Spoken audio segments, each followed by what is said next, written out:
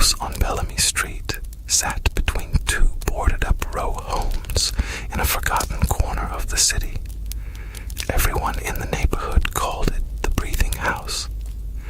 No one knew who built it. No one knew why the windows were always open, even in winter. But people swore the house inhaled when the sun went down and exhaled when the streetlights flickered on. Malik first noticed it the summer he moved in with his aunt. The block was loud most nights. Sirens, bass from old cars, people yelling across stoops. But the house at 314 stayed silent. Too silent. The kind of silence that made your ears ring. One night, Malik was walking home from the corner store when he heard something strange. A slow dragging sound from inside the house, like furniture being pulled across the floor. Then came a whisper through the broken screen door. Malik. He froze. The voice was soft but clear. Too clear. The problem was he had never told anyone on the block his name. He told himself someone was playing a trick, maybe kids hiding inside. But the front door slowly creaked open by itself.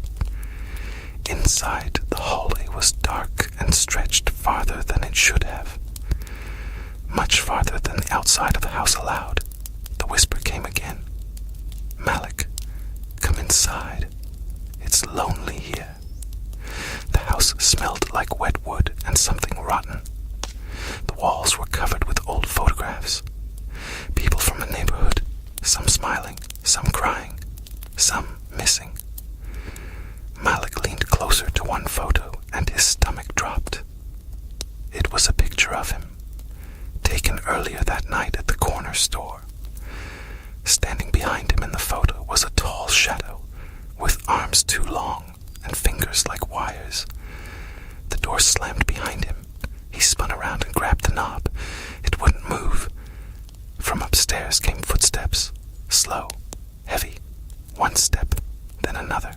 Then the breathing started, a deep inhale that made the walls stretch. A long, rattling exhale that made the floorboards sink beneath his shoes. Malik ran for the hallway, but the corridor kept growing longer. The more he ran, the farther the exit moved. The lights flickered and every photograph on the wall began to change.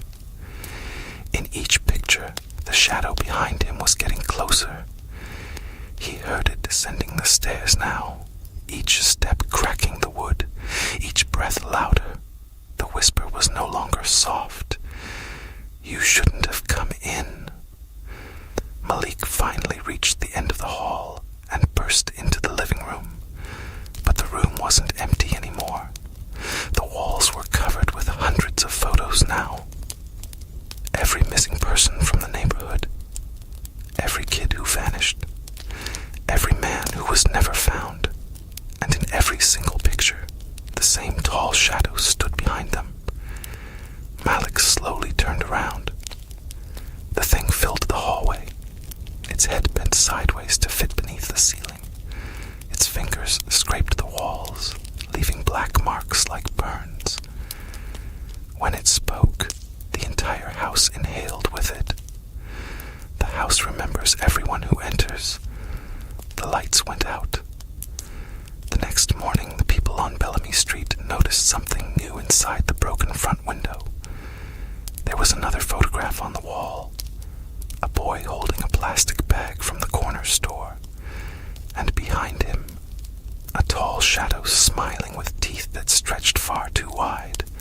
The photograph of Malik hung crooked on the living room wall, beside dozens of others. The house was quiet again. But the quiet inside the breathing house was never the kind that meant peace.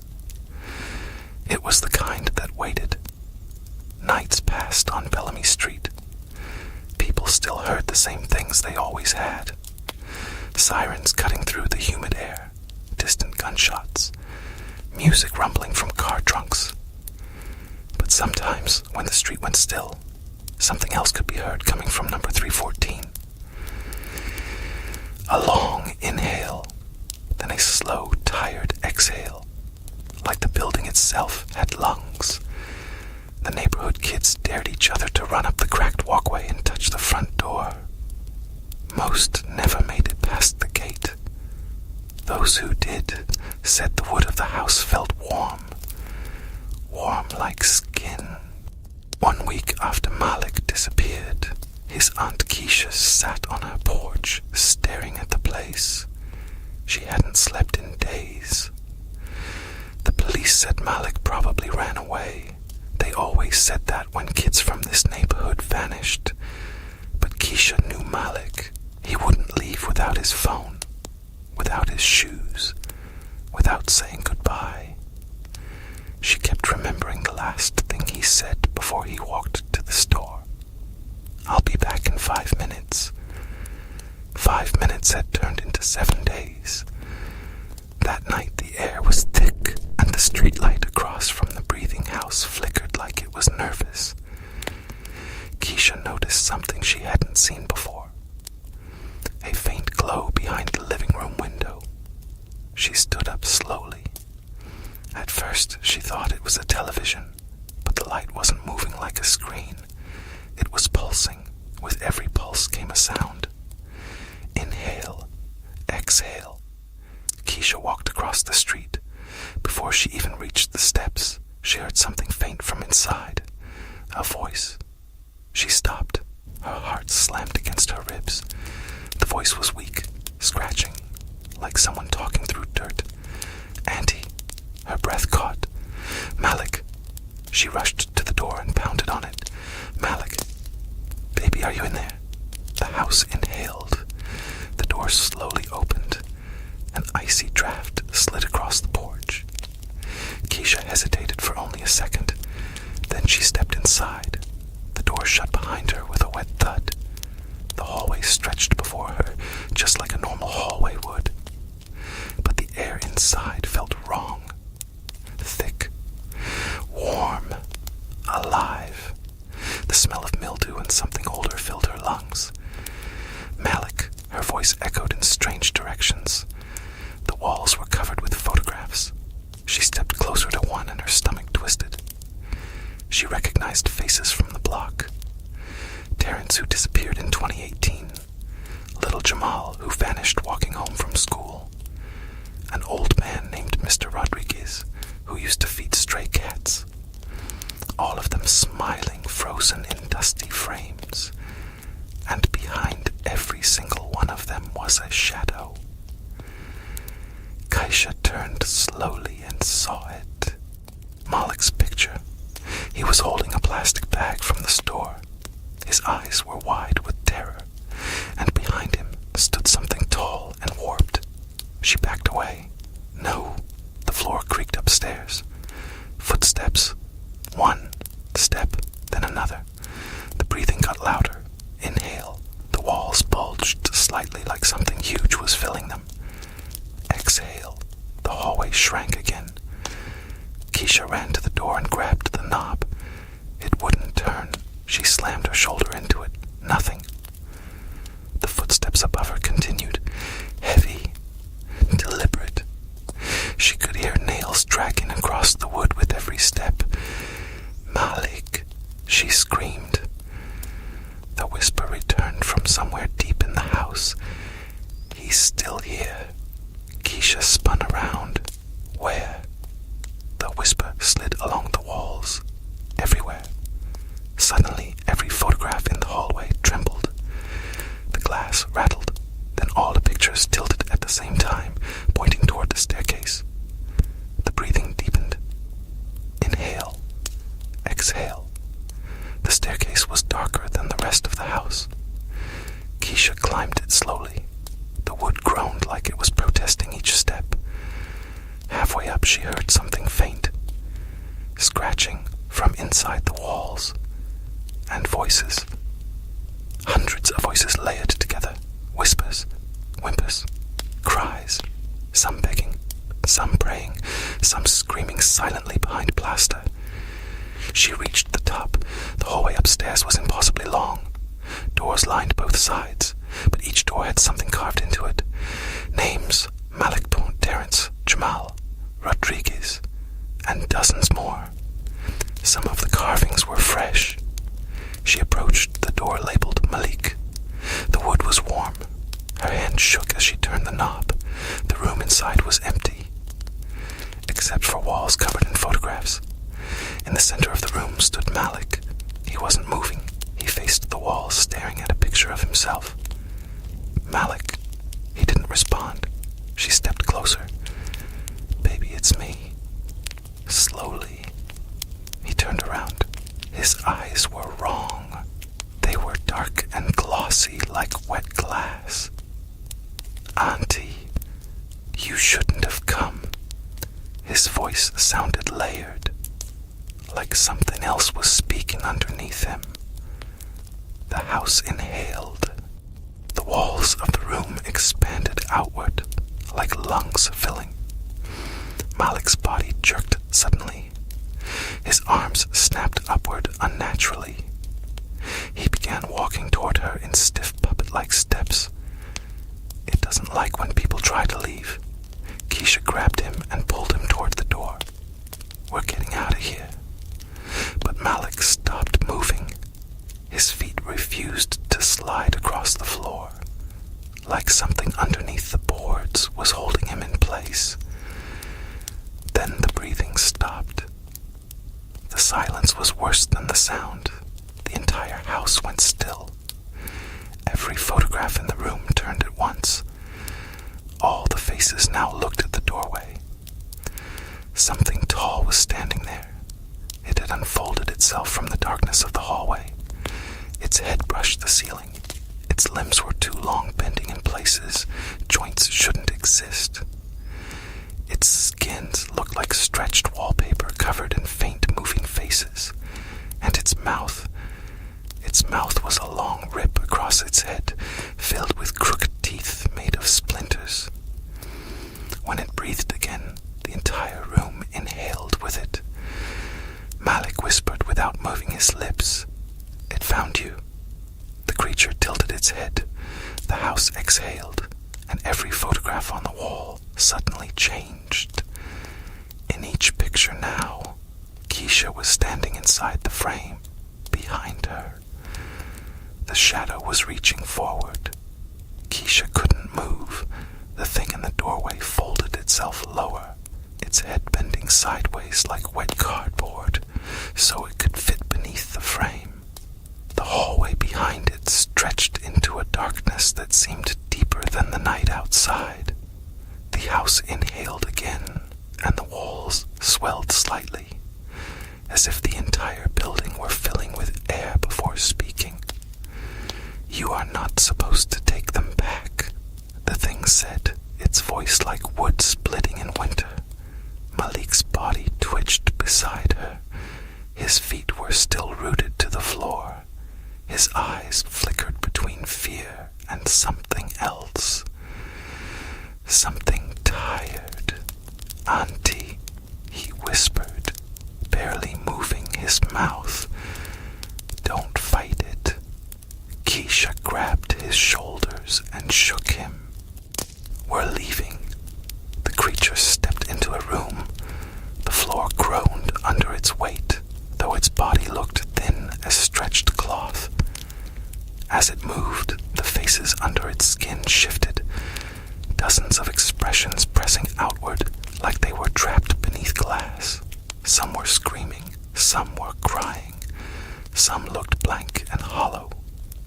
Keisha saw one she recognized. Mr. Rodriguez. His mouth opened silently inside the creature's arm. She staggered back in horror. The house exhaled. Every photo in the room rattled.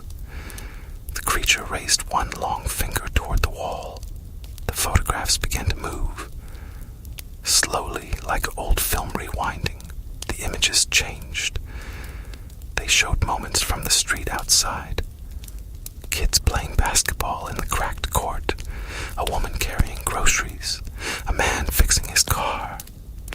Then each picture showed the same moment. The person walking past the breathing house. And behind them, in the reflection of the window, or in the shadow on the sidewalk, the tall shape was already there, watching, waiting. Keisha's chest tightened. "You've been taking people," she said. The creature's head tilted further until its neck made a wet snapping sound. "No," it replied. "They come inside." Malik's fingers trembled. "It's true," he said softly. "Everyone hears it eventually." Keisha looked at him. "Here's what." The house inhaled. The whisper came from the walls, the floor, the ceiling, everywhere at once. Soft. Patient. "Your name." Keisha felt a cold wave move through her spine. Malik continued, his voice distant. "At night, when you pass by, it calls you. Just once. If you answer, it opens the door." The creature stepped closer now. The ceiling cracked slightly as its shoulders brushed against it. Dust drifted down like gray snow. "They are lonely," the creature said calmly, pointing one thin arm toward the faces inside its skin. "The house remembers them. The house keeps them." Suddenly, a violent pounding shook the front door downstairs. All three froze. Another pounding, loud, angry. A man's voice shouted from outside. "Keisha, you in there?" It was Darnell from across the street. Keisha's heart jumped. "Darnell," she screamed instinctively. The creature's head snapped toward the stairs. For the first time, its calm expression twisted slightly. The house inhaled sharply. The staircase cracked as something shifted within the walls. Darnell's voice shouted again. "Hold on, I'm coming in." The front door burst open downstairs. Light from the street poured into the hallway below. Footsteps rushed inside, then stopped. Darnell's voice lowered into confusion. "Yo, why this hallway so long?" The creature turned slowly toward Keisha. "You called another." Its mouth widened. Keisha grabbed Malik's arm and pulled. "Run!" This time his feet moved. They sprinted toward the hallway upstairs behind the creature, racing down the endless corridor of carved doors.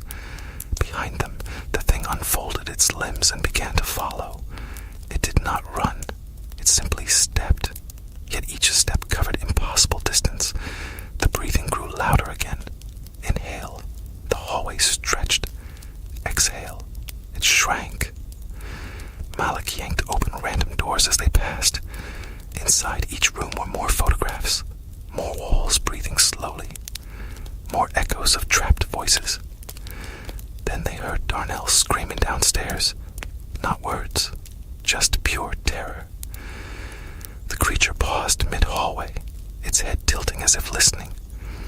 The house inhaled deeply. The scream cut off. The house exhaled slowly. Malik's face went pale. Too late. From the far end of the hallway, a new door appeared, where there hadn't been one before.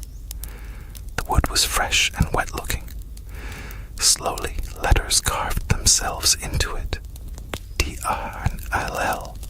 The creature resumed walking. The distance between it and them shrank with each breath. Keisha spotted a window at the end of the corridor. Moonlight leaked through the cracked glass. There, they ran. The floor beneath them felt soft now, like damp soil instead of wood. The walls pulsed on both sides, faint handprints pressing outward from inside the plaster. Malik reached the window first and shoved it open. Cold night air rushed in. "Jump!" Keisha climbed out onto the narrow roof ledge. But Malik froze again. She turned. His body had locked stiff once more. The creature was right behind him now, filling the hallway with its tall, crooked shape. "He belongs to the house," it said gently. Keisha grabbed Malik's arm and pulled with all her strength. For a moment he moved. One foot slid toward the window. Then dozens of hands suddenly pushed out from the walls, gray, dusty hands clawing through the plaster.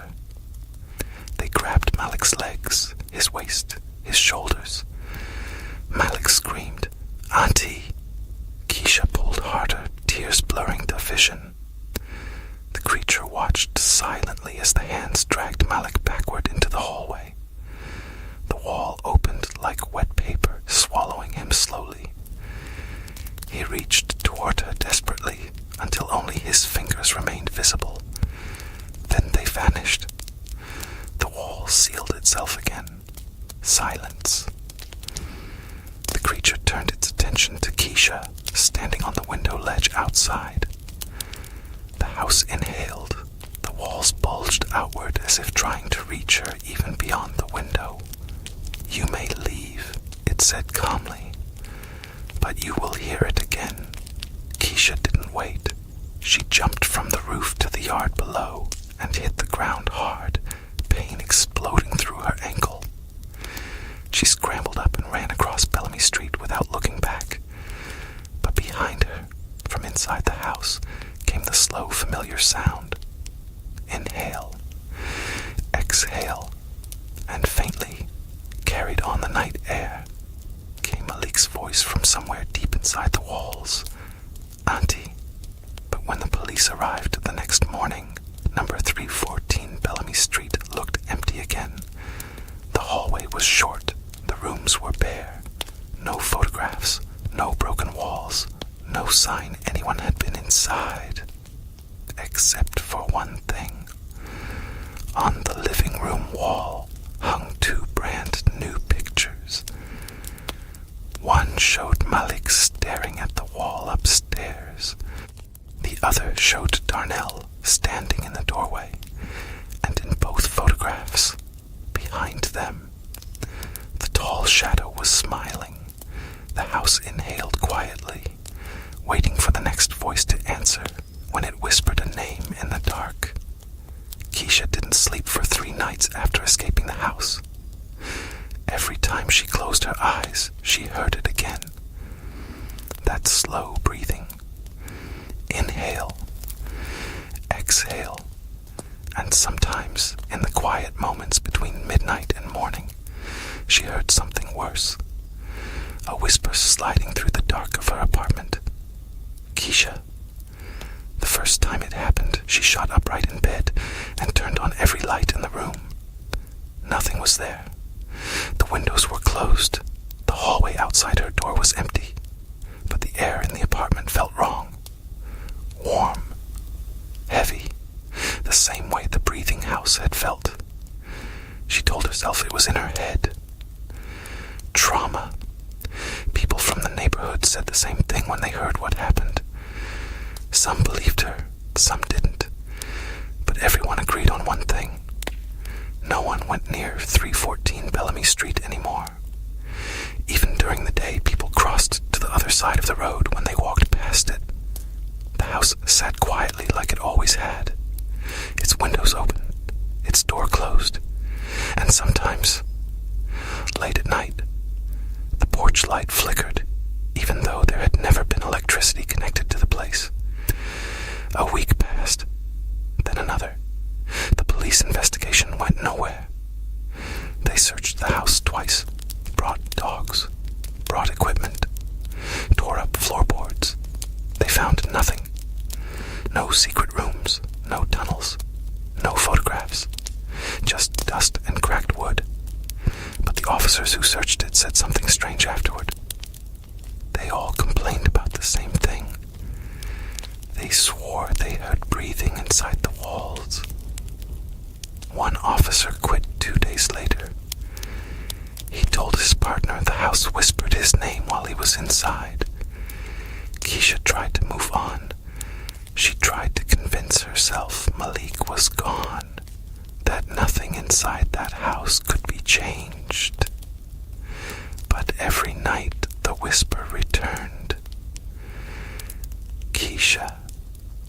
Sometimes it sounded like Malik. Sometimes it sounded like something deeper. One night around 2:30 a.m., she heard a different voice layered into the whisper. "Darnell's, help us." She froze in bed. The room felt smaller. The air felt thicker. And then the breathing started again. Inhale. The walls of her apartment creaked. Exhale. The floor beneath her feet shifted slightly. Keisha grabbed her phone and turned on the flashlight. The beam swept across the room. Everything looked normal until she pointed the light toward the hallway. The paint on the wall was moving.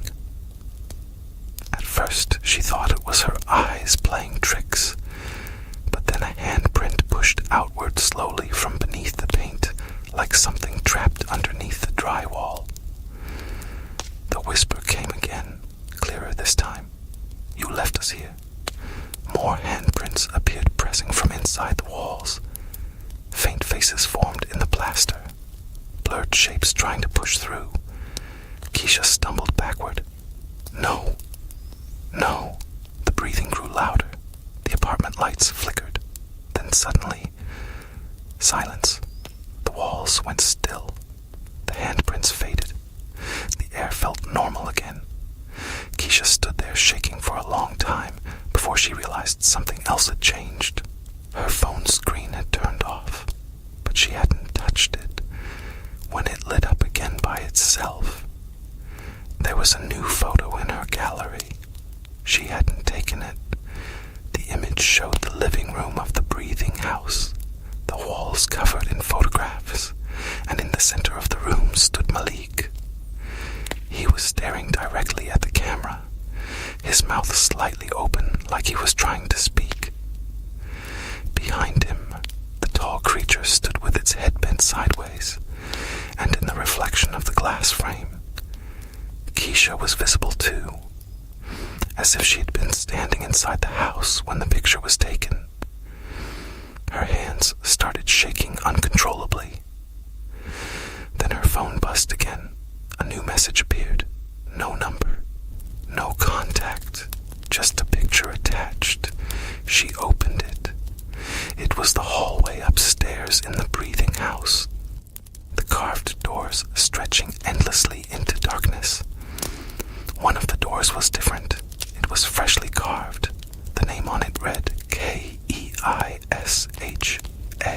Her blood ran cold. The phone buzzed again.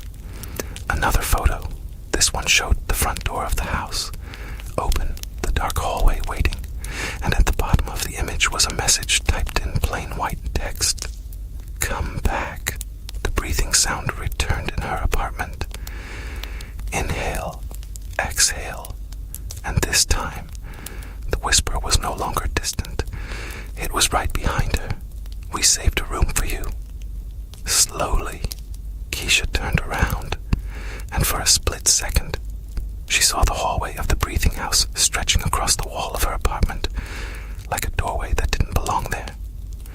Doors lined both sides, carved names everywhere, and at the far end of the hallway, the tall creature stood watching her. It didn't move. It didn't speak. It just waited. Then the walls snapped back to normal. The hallway vanished. The apartment was silent again. But Keisha understood something now. The house didn't just sit on Bellamy Street anymore. It had learned how to breathe somewhere else, and somewhere inside its endless hallways, Malik and the others were still alive, waiting for someone to answer when the house whispered their name again in the dark.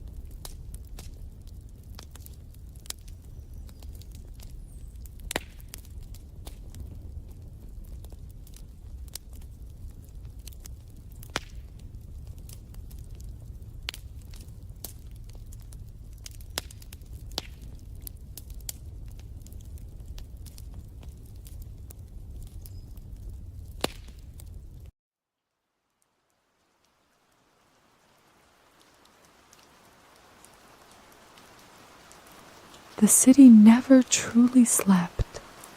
Even at 3:17 a.m., when most windows were dark and the traffic had thinned to the occasional taxi slicing through red lights, the city breathed, slow, metallic, and patient. Elias knew this because he drove through it every night. His job was simple: night courier, envelopes, small boxes, things that needed to move quietly across the city while everyone else dreamed. He liked the silence. He liked the empty avenues where the skyscrapers looked less like offices and more like enormous black cliffs. But there was one part of the city he never liked driving through: District 12. No one ever explained why. Dispatch simply marked the deliveries and expected them done. At first, Elias assumed it was just the usual rumors people spread about old neighborhoods. Every big city had them. Stories about abandoned subway tunnels, derelict hospitals, buildings where the lights sometimes turned on by themselves. Still, District 12 had a different feeling. It began gradually. The streetlights became farther apart, the buildings older, taller too, but not modern tall.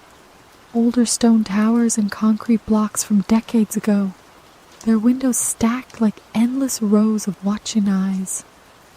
That night, his GPS guided him straight into the heart of it. Package drop, 1107 Halberg Tower, the screen read. Elias frowned. Halberg Tower was one of those massive buildings that had been half empty since the financial crash years ago. 28 floors, most abandoned, some rented cheaply to people who didn't ask questions. Rain began to fall as he turned the corner. The building rose ahead of him, its facade wet and dark, the top lost in low clouds. Only a few windows glowed faintly. Elias parked by the curb. The street was empty. No pedestrians. No other cars. Just the low hum of electricity in the wires overhead and the whisper of rain sliding along the pavement. He grabbed the package from the passenger seat. It was strange. Long and narrow, wrapped in dull brown paper with no return address. He had delivered thousands of packages, but this one felt heavier than it should have been. Not physically heavy. Something else, like holding an object that had been somewhere cold for a very long time. The lobby door opened with a reluctant metallic groan when he pushed it. Inside, the air smelled like dust and wet concrete. The lobby lights flickered as if unsure whether they wanted to remain on. The place looked deserted. The front desk was empty. Old mailboxes lined one wall, many hanging open like crooked teeth. At the far end stood the elevator. Its doors were closed, but the floor indicator above it was moving slowly downward. 18, 17, 16. Elias waited. The building creaked around him. Old pipes clanged somewhere deep in the walls. The elevator indicator kept ascending until it reached the lobby. The doors slid open with a tired hiss. No one was inside. Good, Elias muttered. He stepped in and pressed the button for floor 11. The door shut. The elevator began rising. 2, 3, 4. Then it stopped. The light flickered. Elias looked at the panel. The elevator had stopped at floor 6, but he hadn't pressed 6. The doors opened halfway, then fully. The hallway outside was dark. Not dim, dark.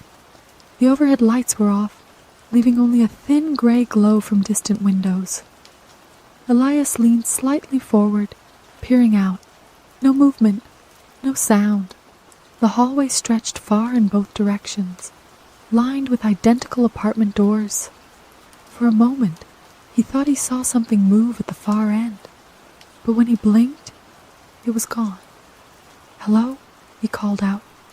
His voice echoed down the corridor and returned thinner. No response. After a few seconds, the elevator doors closed again. The car continued upward. 7, 8, 9. Elias exhaled slowly. Old building, he told himself. Faulty system. But when the elevator reached the 11th floor and the doors opened again, he froze. The hallway looked exactly the same as the one on the 6th floor. Same long corridor. Same darkness. Same rows of doors disappearing into shadow. Even the faint gray light from distant windows looked identical.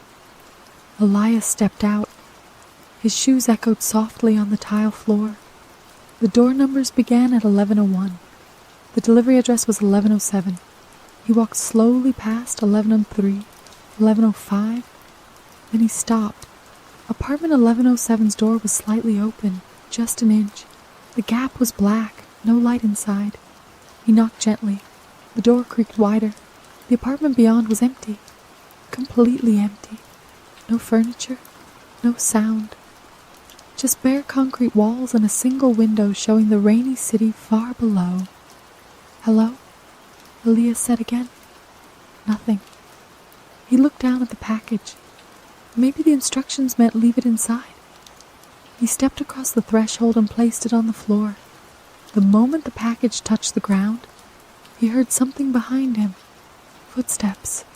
Slow, soft, approaching from the hallway. Elias turned. The hallway was empty, but the footsteps continued. Tap, tap, tap.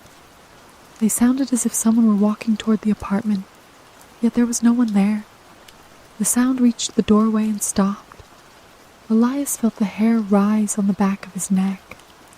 "Okay," he whispered, backing away. Delivery done. He stepped out of the apartment and pulled the door shut. The hallway was silent again. He walked quickly toward the elevator. When he pressed the call button, nothing happened. He pressed it again. Still nothing. The elevator indicator above the door was blank. The entire panel had gone dark. Elias frowned and checked his phone. No signal. The hallway lights flickered once, then again. Somewhere down the corridor, a door creaked open. Elias looked toward the sound. One of the apartment doors had slowly swung outward. Beyond it was darkness. Then another door opened farther down. Then another. One by one, doors began to creak open along the hallway, all of them revealing black interiors. Elias stepped backward until his shoulders touched the elevator doors. "Hello," he called again, louder this time. The hallway answered with silence. Then he heard breathing, not his own, something else, faint, wet, coming from inside the open apartments. Elias pressed the elevator button repeatedly. Nothing. The breathing grew louder. Several apartments now had shapes in the darkness. Not clear shapes, just deeper shadows moving inside the black rooms. One of them stepped into the hallway. At first, Elias thought it was just a person standing in the dark. But then the hallway lights flickered again, and he saw that the thing's limbs were too long. Its arms hung nearly to the floor. Its head tilted sideways as if its neck had too many joints. Another shape emerged from a different doorway. Then another. They didn't rush him. They just stood there in the corridor, watching. Elias finally did the only thing his instincts allowed. He ran. He sprinted down the hallway away from the elevator, past rows of doors and shadows that seemed to stretch toward him as he passed. The corridor didn't end. It kept going and going. The apartment numbers climbed higher. 1115, 1121, 1134. That didn't make sense. Floor 11 shouldn't have that many units. The lights above him flickered violently as he ran. Behind him, the footsteps multiplied. Dozens now. Long limbs slapping softly against tile. Elias reached a stairwell door and shoved it open. He burst into the stairwell and slammed the door behind him. The echo of pursuit stopped instantly.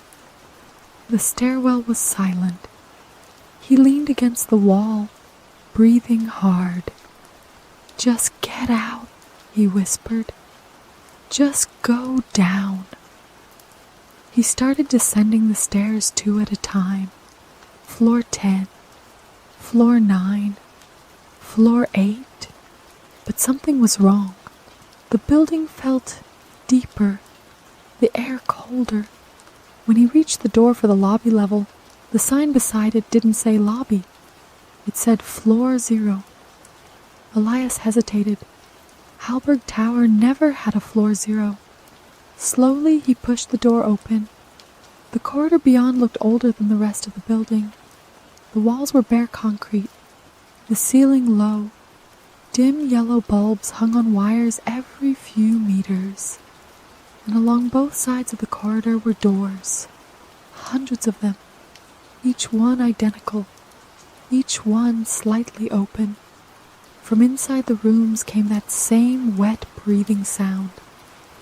Elias stepped back toward the stairwell, but the door behind him had disappeared. In its place was another identical hallway, stretching into darkness. The lights flickered again. The breathing grew louder. And somewhere deep in the endless corridors of the city beneath the city, something began to walk toward him. Slowly, patiently, as if it had been waiting a very long time for someone to finally deliver the package. Elias stood frozen in the corridor of floor 0, staring at the endless rows of doors. The yellow bulbs above him buzzed faintly, each one swinging slightly as if the building itself were breathing.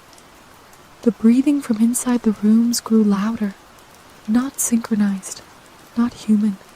Hundreds of different rhythms, wet and heavy, filling the air like the lungs of something enormous hidden behind the walls. He forced himself to move, slowly at first, then faster. The corridor stretched endlessly ahead, doors lining both sides like cells in some underground hive. Some doors were open wider than others. Inside them he saw almost nothing, just black rooms that seemed deeper than they should be. But occasionally something moved inside, a shape shifting in the dark, an arm sliding along the floor, a head turning slowly toward the doorway. Elias kept walking. The sound of his footsteps echoed strangely, not just ahead and behind him, but beneath him too, as if there were hollow spaces below the concrete. Then he heard another sound, footsteps that were not his own, far away at first, then slowly getting closer. Something was walking in the corridor behind him. He turned. The hallway stretched into dim yellow distance. At first he saw nothing. Then a shape moved under one of the lights. It stepped forward slowly. Its body was thin and long, its joints bending in wrong directions. Its skin looked pale gray in the sickly light. Its head hung forward slightly, like it wasn't used to standing upright. But its eyes were open, too open, wide black circles reflecting the bulbs above. Elias backed away. The thing did not run. It just kept walking toward him. Another shape appeared farther down the corridor behind it. Then another. The doors along the walls began opening wider, hinges groaning softly. Hands, long pale hands, slid around the door frames. Elias turned and ran again. The corridor twisted left after a few 100 meters, then right. Then it split into 3 identical hallways. He chose one randomly and sprinted down it. The breathing sounds grew louder the farther he went. The doors here were open wider, some completely open. He passed one room where something sat on the floor facing the wall, rocking slowly back and forth. Another where dozens of long arms crawled across the ceiling, like pale spiders. Elias didn't stop running. Eventually, the hallway opened into a massive underground chamber. Elias skidded to a halt. The room was enormous, like an abandoned subway station, but wrong. The ceiling was lost in darkness far above. Thick concrete pillars rose like tree trunks throughout the space, and everywhere across the floor were doors, thousands of them, standing upright in rows, not attached to walls, just doors, each one leading into darkness. Elias stepped forward cautiously. The floor was covered in thin dust, but he could see footprints everywhere, not human footprints, long, narrow ones, dragging marks. Something had been moving through here constantly. Then he saw something else. In the center of the chamber stood a single object under a bright white light. The package, the one he had delivered to apartment 1107. It now sat on a metal pedestal in the middle of the room. Elias frowned. "That's impossible," he whispered. He had left it upstairs. Slowly he approached the pedestal. The breathing sounds from the doors around the chamber grew quieter, as if the things inside were waiting, watching. The package looked exactly the same. Brown paper, long, narrow, no address now, just blank wrapping. Elias hesitated, but something pulled at his curiosity. He reached out and touched the paper. It was warm. Slowly he tore the wrapping open. Inside was a small black box, about the size of a book. It had no seams, no lid, just a smooth surface that seemed to absorb the light. The moment Elias lifted it from the pedestal, every door in the chamber slammed shut. The sound echoed like thunder through the underground space. Then the breathing stopped, completely. Silence filled the chamber. Elias felt the box vibrate slightly in his hands. Then he heard whispering, not from the room, from inside the box. Hundreds of voices murmuring in languages he didn't recognize. The whispers grew louder. The surface of the box began to crack slowly, thin glowing lines spreading across it like fractures in glass. Elias dropped it. The box hit the floor. The cracks burst open. Darkness poured out. Not shadow, something thicker, like black smoke made of liquid night. It spread across the floor rapidly, flowing between the rows of doors. From behind those doors came sudden pounding, violent, desperate. The doors shook as if the things behind them were trying to escape. One door burst open. A long, pale creature crawled out onto the floor. But the black darkness reached it first.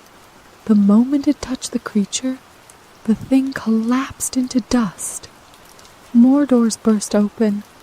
Dozens of the creatures spilled out, their limbs bending wildly as they tried to run. But the darkness spread faster. Wherever it flowed, the creatures disintegrated instantly. Elias backed away in horror. The chamber filled with screams, high, distorted sounds that barely resembled voices. Within seconds, the black darkness had swallowed half the room. Then it stopped, completely still. The whispers faded. Silence returned. Elias looked around. The creatures were gone. Only gray dust covered the floor where they had been. In the center of the chamber, the cracked box lay motionless. Then something moved inside the darkness, pooling around it. A shape began to rise, slow, massive. Elias felt the ground tremble slightly as the thing stood. It was tall, far taller than any human. Its body formed from the same black substance that had poured from the box, shifting constantly like living smoke. Two glowing white shapes appeared where its eyes should be. They turned slowly toward Elias. The thing spoke. Its voice was not loud, but it echoed through the entire chamber. Delivery received. Elias couldn't move. His legs felt locked. The creature took one slow step toward him. The floor cracked beneath its weight. "Courier," the voice continued, "you have opened the gate." The darkness around the chamber began flowing outward toward the corridors, toward the stairwell, toward the city above. Elias suddenly understood something terrible. The things behind the doors hadn't been the worst part of this place. They had been prisoners. The box had been their lock, and he had just opened it. The creature took another step closer. The glowing white eyes brightened. "The city above," it said softly, "is very large. Far above them, beyond the layers of concrete and forgotten corridors, the lights of the sleeping city continued to glow. Cars moved through quiet streets. People slept in tall buildings. None of them knew that something ancient had just been delivered beneath their feet." The creature leaned closer to Elias. Its voice lowered to a whisper. "And we are very hungry." Elias stumbled backward as the towering figure of living darkness leaned closer. The glowing white eyes hovered in the shifting mass like two cold stars. The chamber trembled with each of its slow movements. The black substance that formed its body flowed outward across the concrete floor like a spreading tide. The rows of standing doors began to rot where the darkness touched them. Wood warped, metal hinges dissolved. Everything it touched seemed to decay instantly. Elias turned and ran.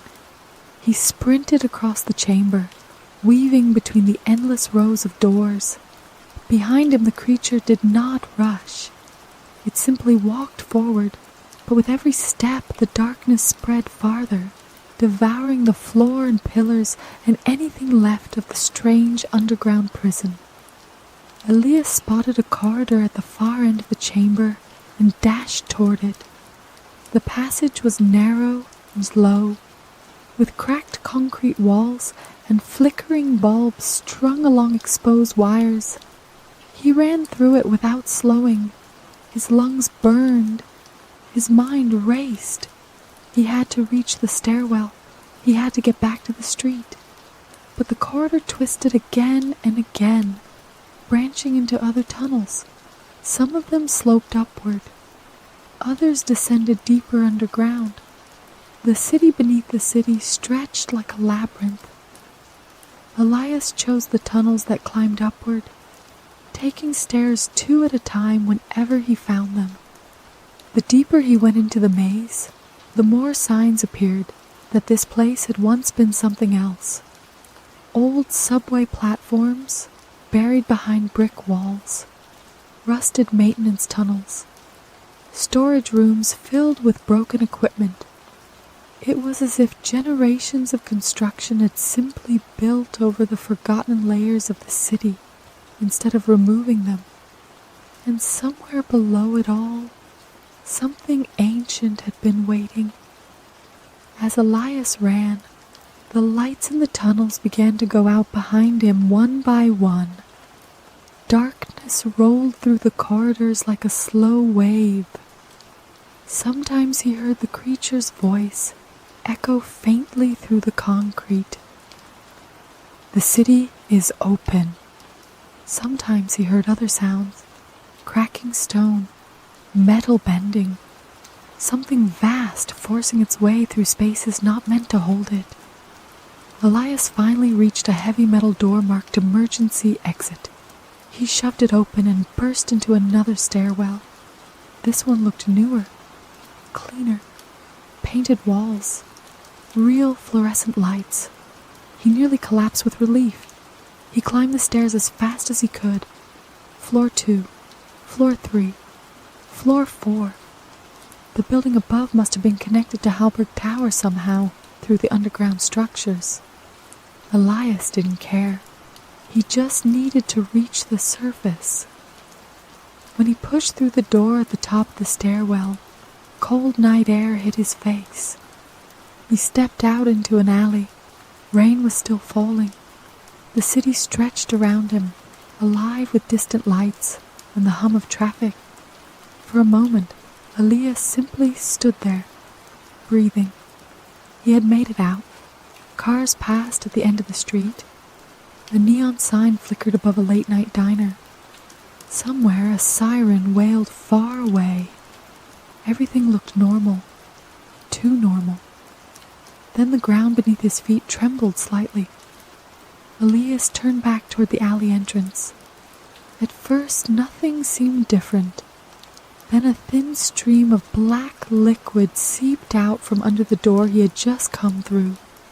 It slid across the wet pavement like oil. More of it followed. The metal door began to bulge outward slowly, as if something massive were pressing against it from the other side. Elias backed away. The door exploded off its hinges. Darkness poured out into the alley. It spread across the walls, climbing upward like a living shadow. The towering figure emerged from the broken doorway, unfolding itself to its full height beneath the rain-soaked sky. The glowing white eyes turned toward the street. Cars drove past the end of the alley, their drivers unaware of the thing now standing less than 50 meters away. The creature looked up at the towering buildings around it. Thousands of windows filled the skyline. Behind those windows were people sleeping, watching television, working late shifts, living their ordinary lives. The creature spoke again. Its voice seemed to vibrate through the entire block. A city of millions. Elias ran toward the street, shouting desperately, "Hey, hey, run, get out of here." A taxi slowed near the corner, the driver staring at him in confusion. Then the darkness spilled out of the alley and onto the road. The streetlights flickered and died instantly. The taxi driver's headlights illuminated the creature fully for the first time. The driver's face twisted in terror. He slammed the accelerator and sped away, tires screeching. But the darkness had already begun spreading down the street. It moved along the pavement, crawling up buildings, sliding through sewer grates, pouring into subway entrances. Within seconds, the entire block lost power. Windows went dark. People began shouting from inside apartments as their lights died. Elias looked up. The black tide was climbing the skyscrapers now, flowing up their sides like ink across glass. And from deep within it, shapes were forming. The creatures that had once been trapped behind the doors were returning, but they were different now. Larger, faster, freed. One dropped from the side of a building onto the street below, landing with a wet crack of bending limbs. It turned its head slowly toward Elias. Its wide black eyes reflected the faint city glow. Then it began running toward him. Elias ran again, through intersections, across empty streets, past closed shops and dark apartment towers. Behind him, the city was changing. Block by block, the lights vanished as the darkness spread outward from District 12. Sirens began to rise everywhere now. Police cars raced down avenues. Helicopters circled overhead. But none of them understood what they were facing. Elias finally reached a crowded night bus stop, where a handful of tired commuters waited under a shelter. They stared at him as he ran toward them, soaked with rain and panic. "You have to leave," he shouted. "All of you, now." One of them started to laugh nervously. "Buddy, you okay?" Then the power across the entire avenue went out. The streetlights died. The traffic signals went dark. The commuters turned slowly toward the skyline. A massive wall of moving darkness was rising above the buildings several blocks away, and within it, countless white eyes were beginning to open. Elias whispered to himself, his voice shaking. I delivered it. The ground trembled again as something enormous moved within the spreading shadow. In the distance, the creature's voice echoed once more across the city. The night belongs to us now. And the millions of people living in the city were just beginning to realize that something had come up from beneath their streets. Something that had been waiting longer than the city itself. Something that would not stop spreading until every light in the skyline had gone out.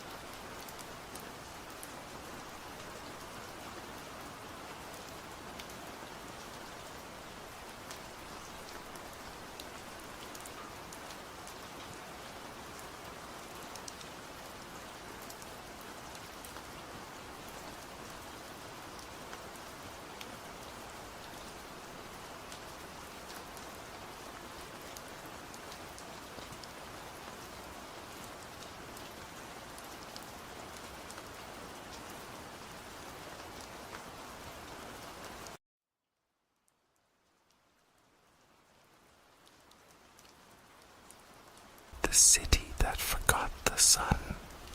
No one remembers exactly when the city became dark. The official records say the power grid collapsed during a winter storm 37 years ago. Others say the government abandoned the place after the factories closed. But those explanations never made sense, because even when generators arrived, even when people brought their own lights, the darkness remained. The city was called Black Ridge once. Now people simply call it the Old City, and at night almost no one goes there, except for those who don't know better, or those who have no choice. Marcus didn't believe the stories. Urban legends were everywhere. Cities swallowed by shadows, whispers in alleyways, missing travelers.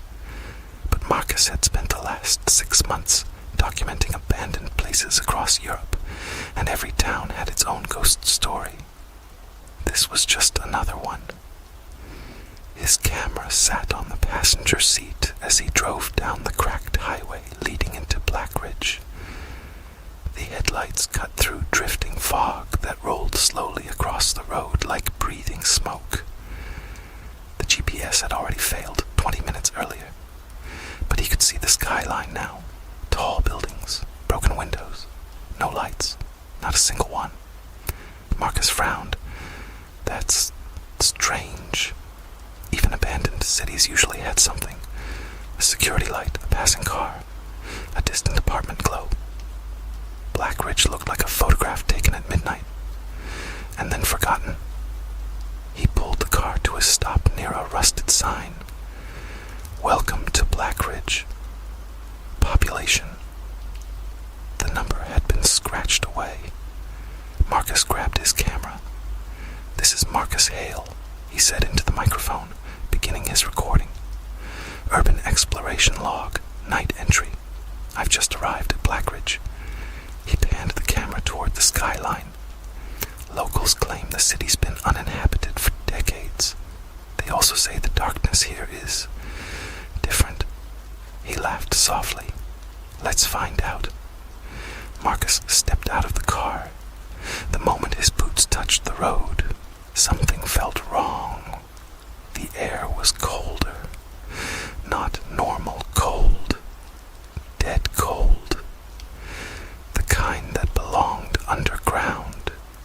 The road into the city stretched between silent buildings. Marcus turned on his flashlight. The beam illuminated cracked pavement and rows of abandoned storefronts. A grocery store, a pharmacy, a movie theater with a faded poster still clinging to the wall.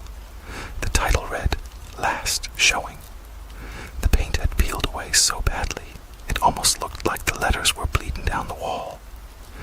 Marcus moved slowly, filming everything. The silence was heavy. Cities usually made noise, even empty ones. Wind, rats, loose metal signs clanging somewhere in the distance. But Blackridge was quiet in a way that felt unnatural, as if the city itself was holding its breath. Marcus kept walking. His flashlight beams slid across windows, doors, and dark alleys that stretched like open mouths between buildings. Then he heard it. Footsteps. He froze. The sound stopped. Marcus slowly turned the camera behind him. Nothing. Just the road, the fog, and the darkness. Probably echo, he muttered. He kept walking. The footsteps returned. One step, then another, exactly matching his pace. Marcus stopped again. The sound stopped again. His chest tightened. "Hello," he called. No answer. He shined his light down the street. Empty. Completely empty. Marcus forced a laugh. Okay, that's creepy. He began walking faster. The footsteps followed, perfectly synchronized, step for step. Marcus spun around suddenly, shining the flashlight wildly behind him. Nothing. No person. No animal. Just the empty road fading into darkness. Then he noticed something strange. His footprints in the dust. There were two sets. One set belonged to him. The other was walking beside him. Marcus stared at the ground. The second set of footprints ended exactly where he stood. Slowly, very slowly, another footprint appeared in the dust beside him. No shoe, no leg, just the shape pressing itself into the ground as if something invisible had stepped forward. Marcus stumbled backward. The camera shook in his hands. Another footprint formed, and another. Something was walking toward him. He turned and ran. The street stretched endlessly ahead of him. His breathing echoed between the buildings as he sprinted past broken storefronts and empty intersections. Behind him, the invisible footsteps began to run too. Faster, closer. Marcus reached an intersection and darted into an alley. His flashlight beam flickered wildly across brick walls and piles of trash. He kept running until the footsteps suddenly stopped. Marcus slowed down, then stopped. The alley was silent again, completely silent. He leaned against the wall, breathing hard. Okay. Maybe there's someone messing with me. But deep down, Marcus knew that wasn't true. Because when he looked at the ground again, the footprints were gone. All of them, even his own. The dust was perfectly smooth, as if no one had walked there in years. A sound drifted through the darkness, a distant creaking. Marcus turned the camera towards the end of the alley. There was a door, an old metal door built into the side of a building. It was slowly swinging open and closed, open and closed. Creak, creak, creak. Marcus approached it carefully. The flashlight beam revealed faded letters above the door. Blackridge Transit Station. Subway entrance, Marcus whispered. He looked back toward the empty street. The darkness outside seemed thicker now. Closer, like fog pressing against glass. The door creaked open again. From below came a faint sound. A voice. Marcus froze. Someone was speaking down there. A whisper. Too quiet to understand, but definitely human. "Hello," Marcus called. The whispering stopped. Silence returned. Then the voice spoke again. Clearer this time. "You shouldn't be here." Marcus stepped closer to the doorway. "Who's down there?" No answer. Just darkness descending down a staircase into the earth. Marcus hesitated. Then he raised his camera. This is Marcus Hale, entering the Blackridge Transit Station. He stepped inside. The door slammed shut behind him. The sound echoed like a gunshot through the stairwell. Marcus spun around and grabbed the handle. It wouldn't move. The door was locked from the outside. The staircase led down into darkness, so thick the flashlight barely cut through it. Dust covered everything, the handrails, the walls, the floor. It looked like no one had used the station in decades. But as Marcus reached the bottom step, he saw something strange. Fresh footprints in the dust, dozens of them, leading into the tunnel. Marcus slowly followed them. The station platform stretched into shadow on both sides. Old train tracks disappeared into black tunnels. A flickering sign hung above the platform. It still had power somehow. The letters glowed faintly.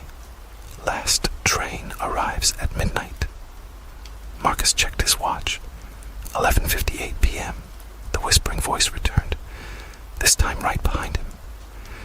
You shouldn't have come here. Marcus spun around. No one was there. But something moved in the darkness at the edge of the platform. A shape. Tall, thin, unnatural. His flashlight flickered. The shape vanished. Marcus backed away slowly. Who's there? The whisper answered from everywhere at once. We waited so long. The lights above the platform flickered, then turned off. Total darkness swallowed the station. Somewhere in the tunnel, metal wheels began to turn. A train was coming, but Blackridge hadn't had power in 37 years. Marcus heard footsteps again, hundreds of them, surrounding him in the dark. Then something cold brushed against his shoulder. A whisper breathed into his ear. The city was never empty. The train roared out of the tunnel with no lights, no driver, and no windows. The doors slid open with a metallic scream, and inside, the seats were full of silent shapes sitting perfectly still in the darkness, waiting for one more passenger. Marcus screamed. The camera fell to the floor, and the recording ended there. The camera was found 3 weeks later by a group of hikers who wandered too close to Blackridge. The footage was still intact. The last frame showed the train doors slowly closing, and just before the darkness swallowed everything, a face appeared in the window. Marcus Hale. His eyes were wide, his mouth open in a silent scream, and behind him, hundreds of pale figures staring directly at the camera. The train departed into the tunnel. It never came back. Locals say that sometimes, on quiet nights, you can hear a train passing beneath the old city. But there are no tracks connected to the outside world anymore. And if you stand very still, you might hear footsteps walking beside you, even when no one is there. And if you ever see the sign that reads, "Last train arrives at midnight," do not wait for it. Because the train in Blackridge only runs one way, and once you board it, the city never lets you leave. No one knows exactly what happened after the camera stopped recording. But the story of Blackridge didn't end there. In fact, the camera only made things worse. The hikers who found it brought the footage to the nearest town, a place called Alders Creek. They showed it to the police first. The police said it was fake. Then they watched it again, and again. By the fourth time, none of them were laughing anymore. The recording clearly showed Marcus entering the city. It showed the empty streets, the footprints appearing beside him, the station stairs, the platform, and the train. But something in the footage disturbed them more than the obvious horror. Every time they replayed the last minute, they noticed something new in the darkness. Shapes moving behind Marcus before the train arrived. Faces barely visible in broken windows above the platform. And sometimes, if the screen brightness was turned all the way up, a tall shadow could be seen standing behind him the entire time. Watching, waiting.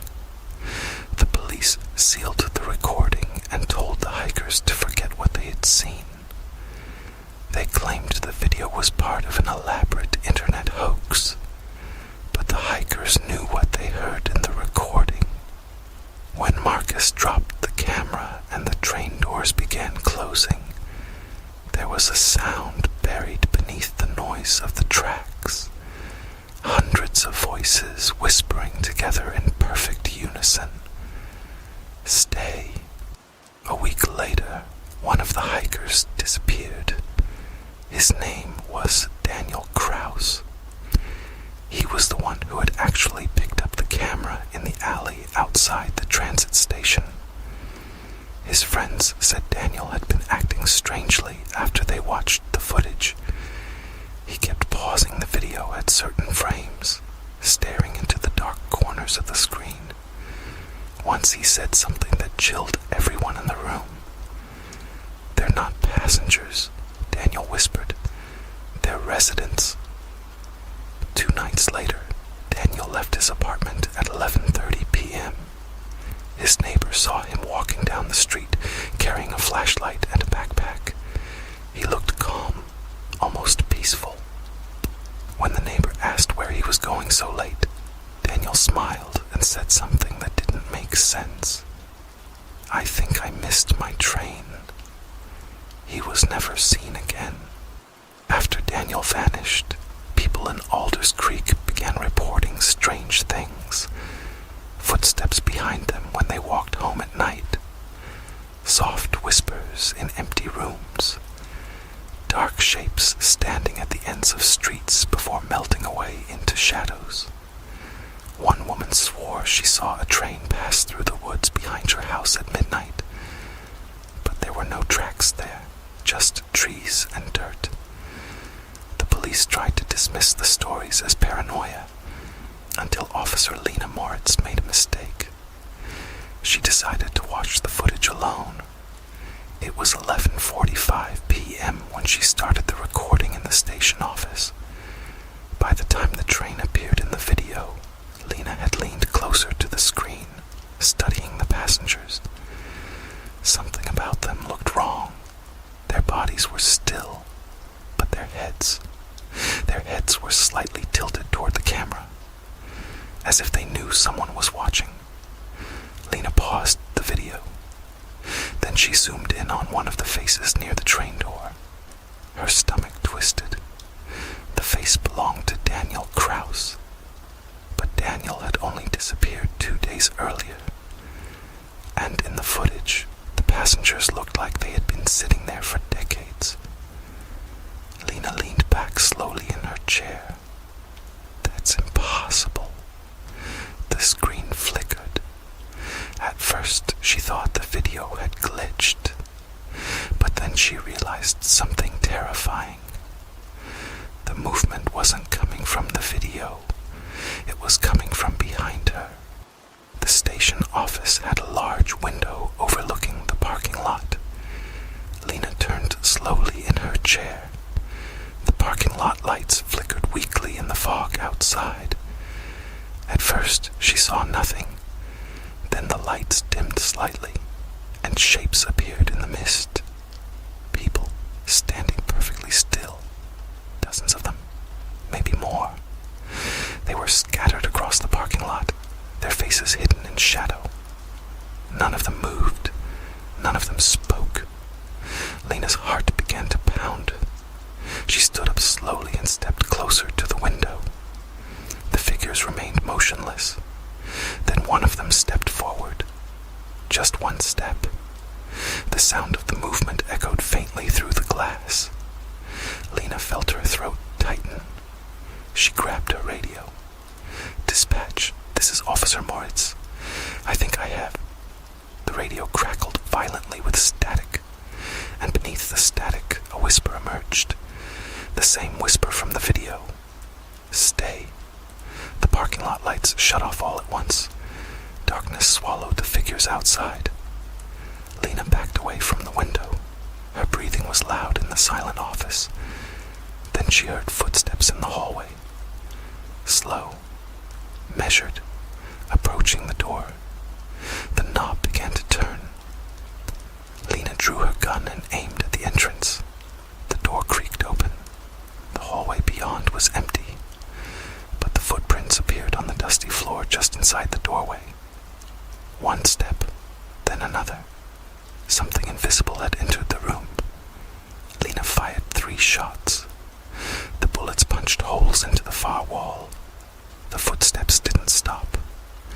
They kept coming closer, right up to the desk, right up to her. Then the whisper spoke again, right beside her ear. The city remembers.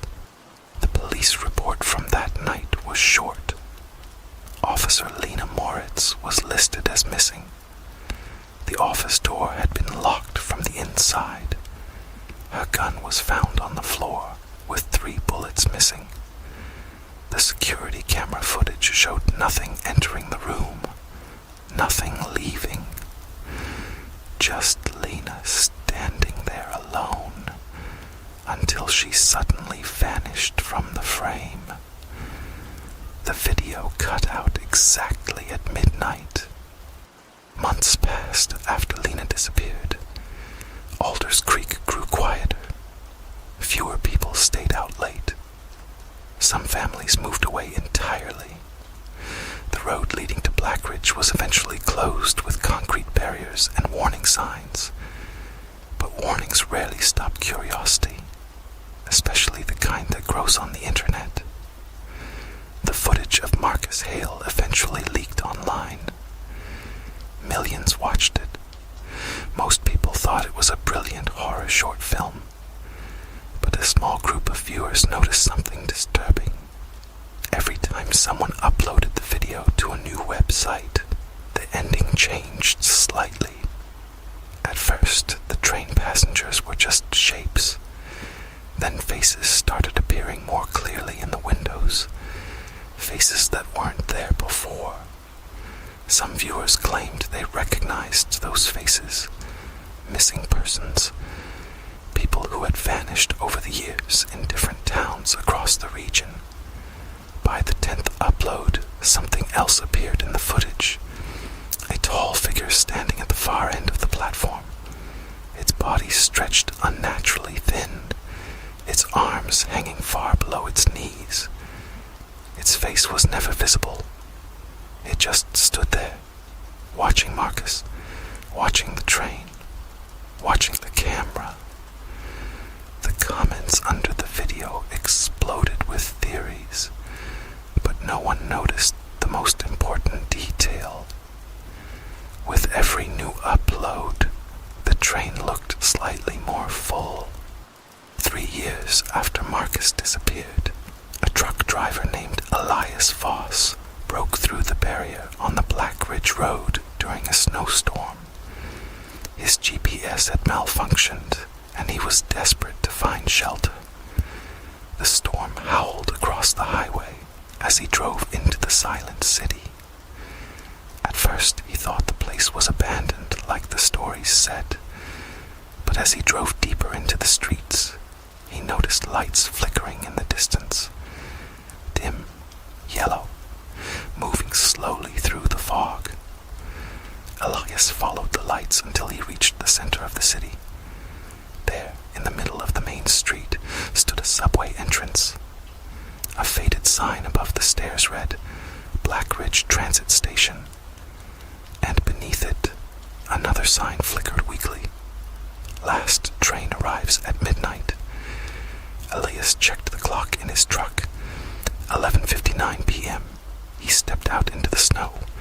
The wind died instantly. The entire city fell silent. Somewhere beneath the ground, metal wheels began to turn. Elias felt the vibration through the pavement. A train was coming.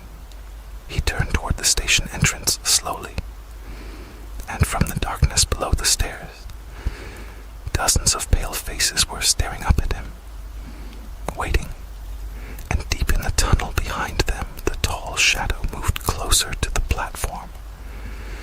The train doors opened just in time, because in Blackridge, the last train always arrives exactly when someone new enters the city, and it always leaves full.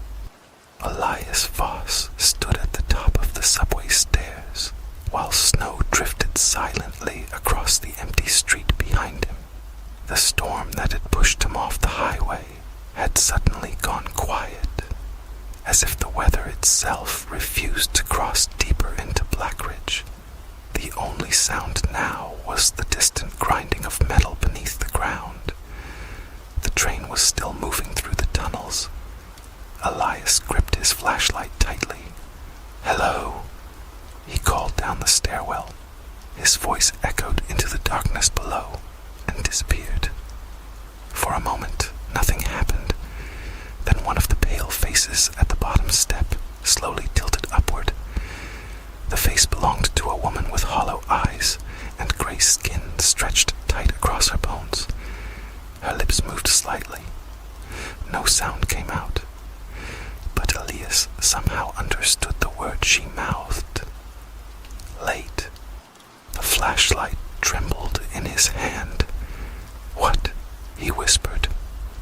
More faces appeared behind the woman. Dozens of them crowded together in the darkness beneath the station lights. They were standing shoulder to shoulder on the platform, their bodies unnaturally still.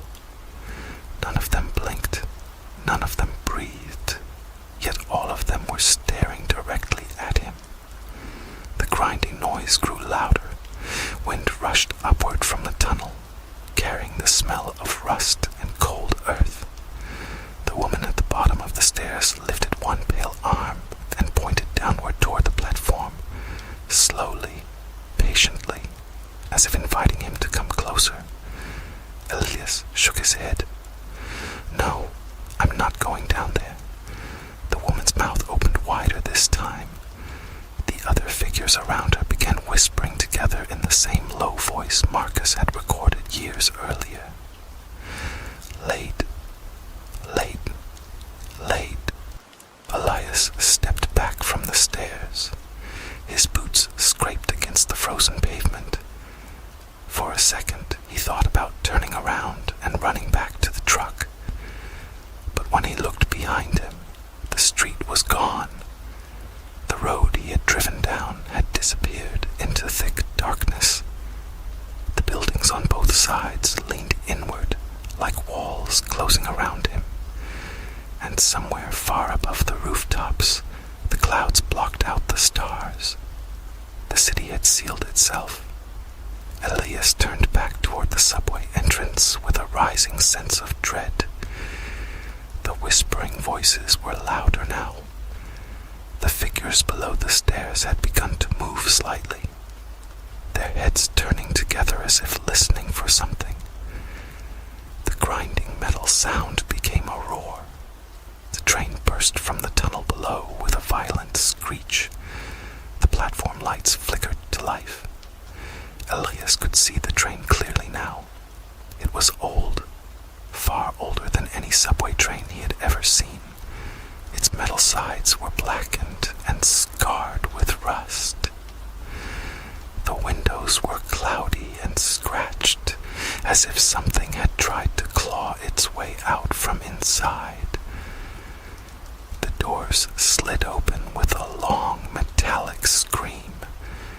Every passenger inside turned their heads toward the stairwell. Elias staggered backward.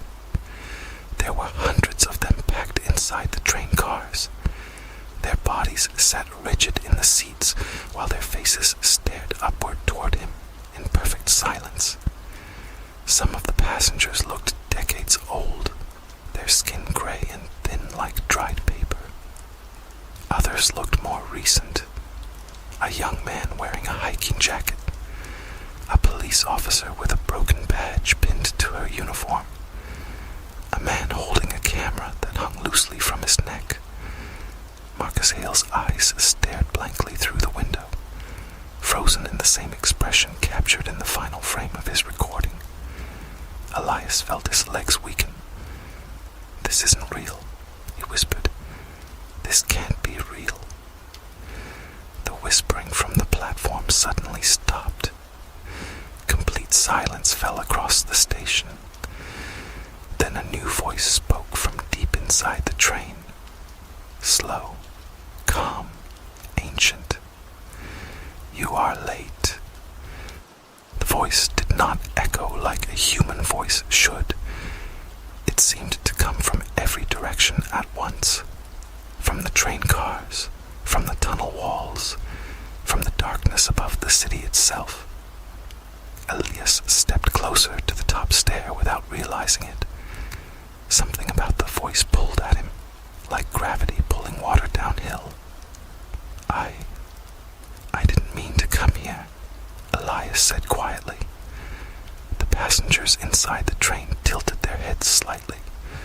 Their movements were perfectly synchronized. "Everyone means to come here," the voice answered.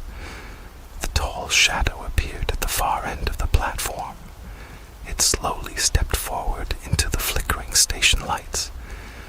Elias felt his stomach drop. The thing was taller than any human, its body long and crooked, like a broken lamppost. Its arms hung so low they nearly touched the ground. Its skin looked like black smoke stretched thin across bones. And where its face should have been, there was only darkness. "The city calls," the voice continued, "and eventually everyone answers." Elias tried to move backward again, but his feet refused to cooperate. His body felt heavy, like invisible hands were pressing down on his shoulders. "No," he whispered desperately. "I'm leaving." The tall shadow moved another step closer. The passengers inside the train leaned slightly toward the doors. "Waiting." "You already arrived," the voice replied.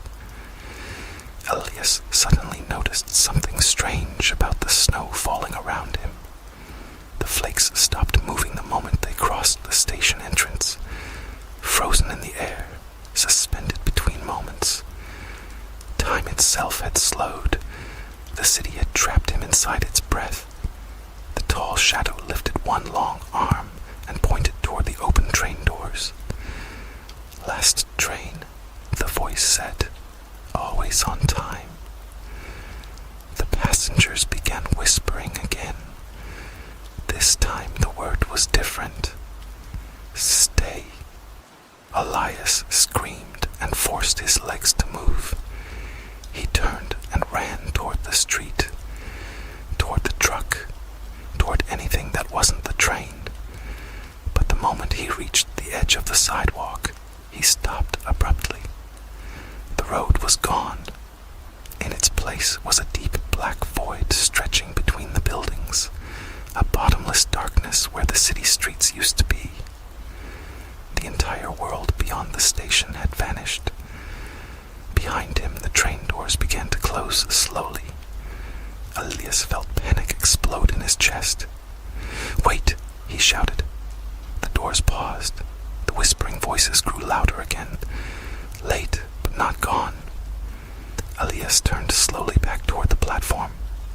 The tall shadow stood beside the train now, its long arms still extended toward the entrance.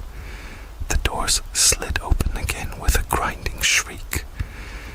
An empty seat waited just inside the first car. Elias realized something horrifying. There was exactly one seat open. The whispering voices became gentle, almost comforting. "You belong somewhere," they murmured. "Everyone belongs somewhere." Elias felt tears forming in his eyes. His mind raced through memories of long highways, empty motels, endless nights spent driving alone across countries that never felt like home. The whispering continued. "No more roads," the voices promised. "No more searching. Elias stepped down the first stair. The passengers inside the train smiled faintly. Another step. The tall shadow lowered its arms slowly as if welcoming him. Another step. The train lights flickered softly across the platform. Elias reached the bottom stair. The whispering faded into silence. The tall shadow moved aside to let him pass. Elias walked through the open doors and sat in the empty seat. The moment he did, the train doors slammed shut. The train began moving immediately. No driver, no signal. Just the grinding sound of wheels pulling the heavy cars back into the tunnel. As the train disappeared into the darkness, the passengers returned to perfect stillness. Elias stared forward, breathing slowly. Across the aisle, Marcus Hale sat with his camera still hanging around his neck. His head turned slightly toward Elias. His lips moved just enough to form a whisper. "You hear it too, don't you?" Elias frowned. "Hear what?" Marcus's empty eyes stared into the darkness beyond the window. Far ahead in the tunnel, another station light flickered faintly in the distance. And somewhere deeper beneath the city, countless other voices whispered through the endless underground. The next train coming.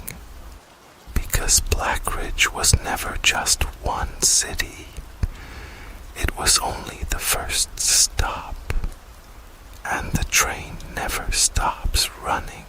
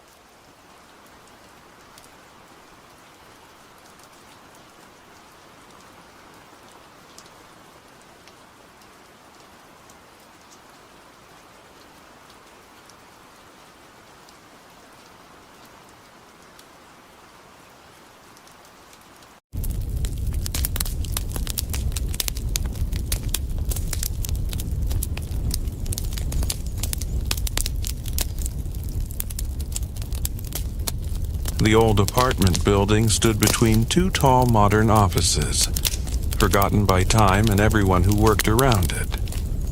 People said it had been built before the war, but no one seemed to know exactly when or by whom. When the city lights flickered on at night, the building looked different. Its windows dark, its balconies leaning like old bones.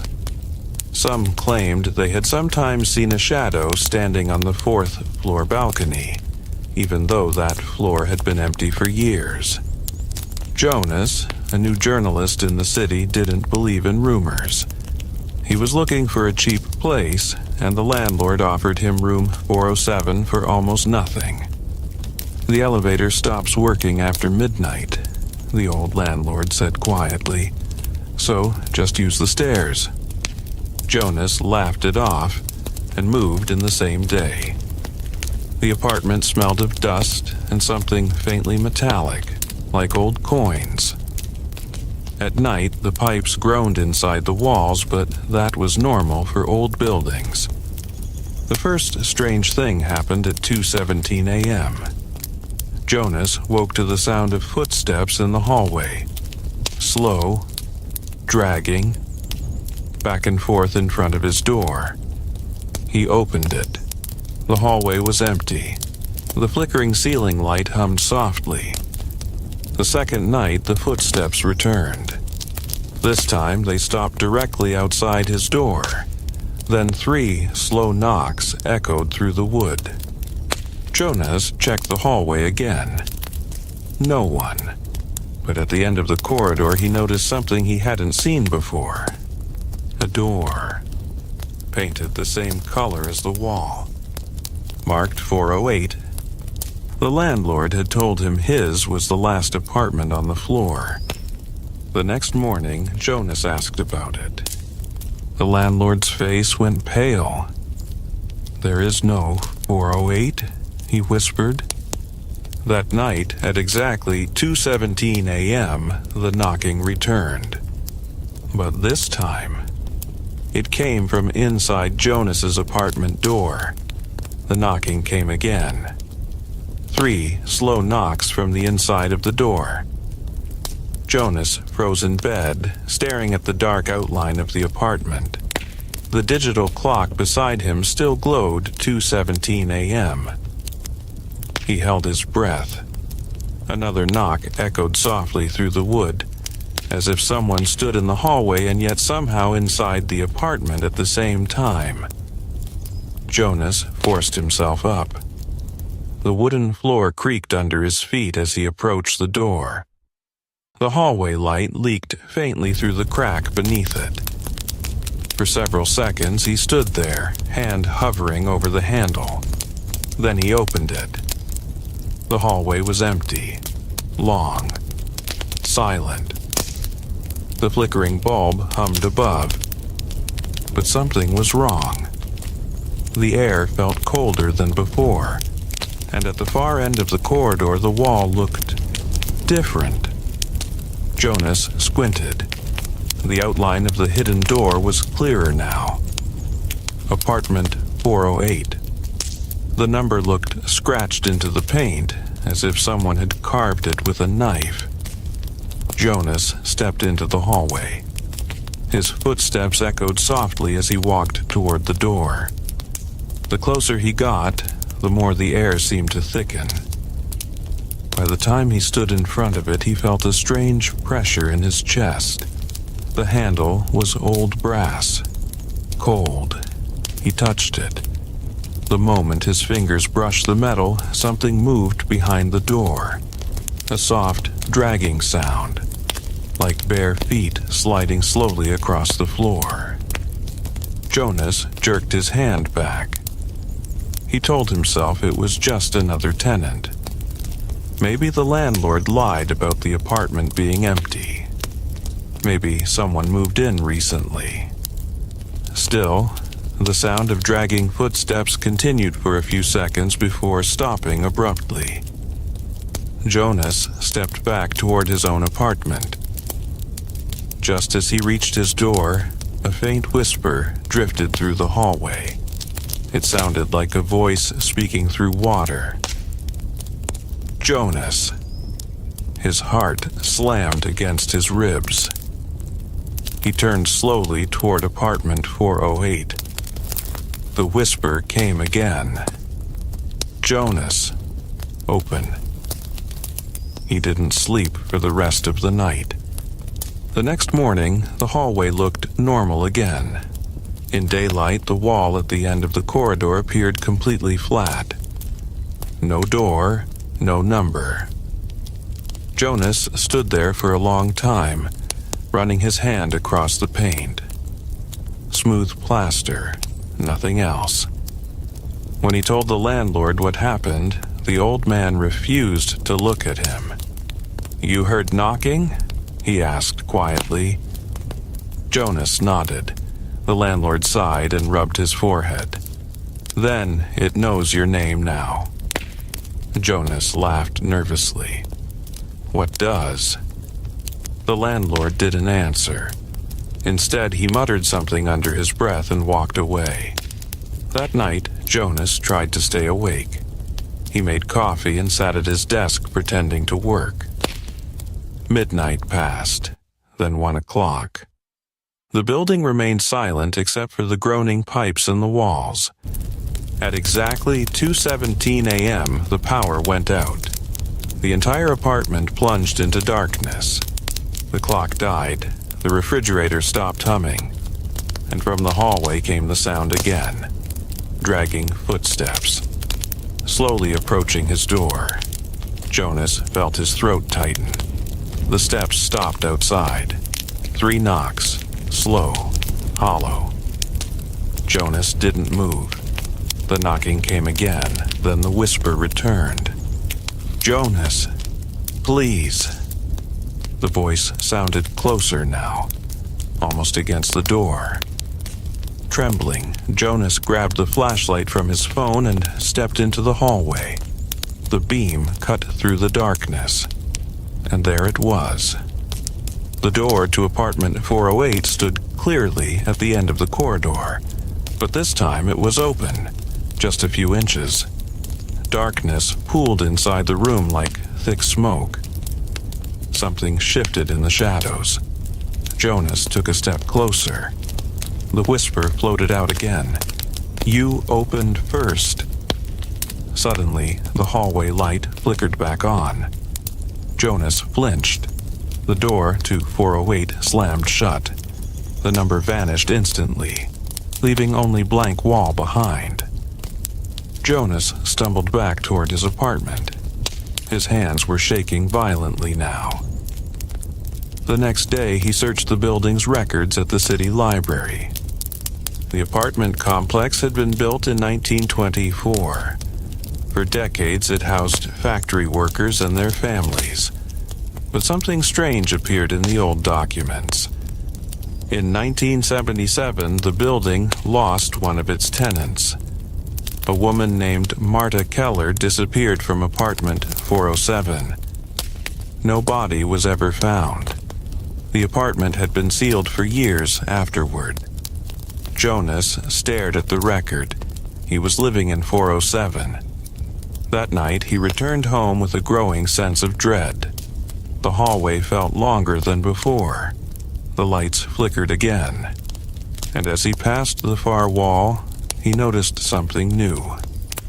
A faint handprint pressed into the paint, as if someone inside the wall had pushed outward. Jonas backed away slowly. Then he heard it, scratching, from inside the wall. A long, dragging scrape, moving toward his apartment. He rushed inside and slammed the door. The scratching continued, slow, patient. It stopped directly beside his bed. For several minutes there was silence. Then 3 soft knocks came from the wall itself. Jonas pressed his ear against the plaster.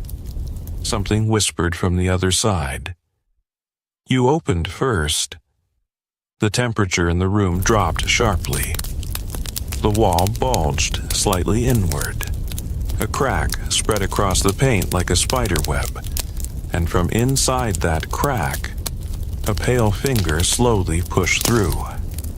Jonas screamed and stumbled back. The finger twitched as if testing the air.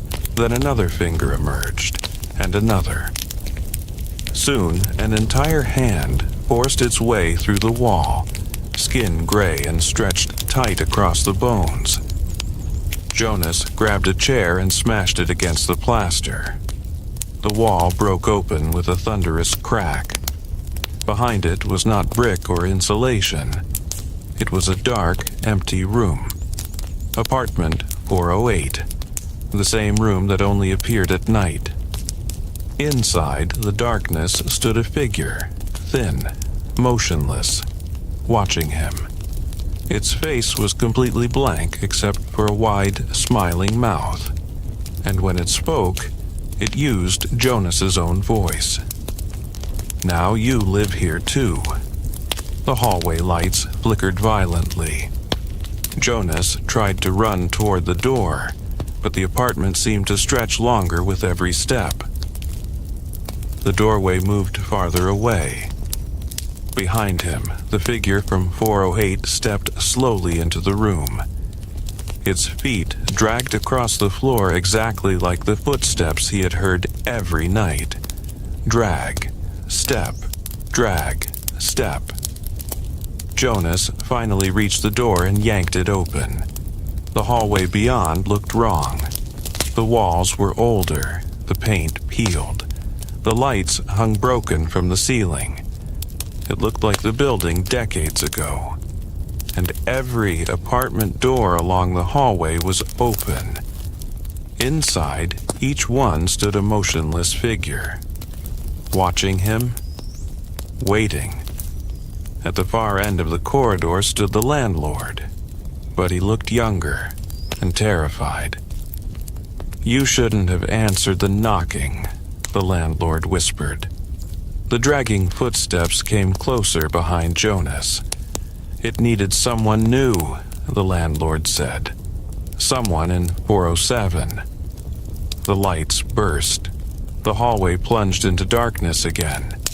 And somewhere in that darkness, 3 slow knocks echoed through the building. Jonas stood frozen in the darkness. The hallway smelled damp, like mold and old wood that had been sealed away for decades. Somewhere behind him, the dragging footsteps continued. Drag. Step.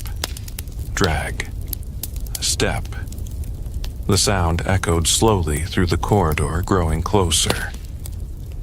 The landlord's younger face looked pale in the faint light leaking from a broken fixture on the ceiling.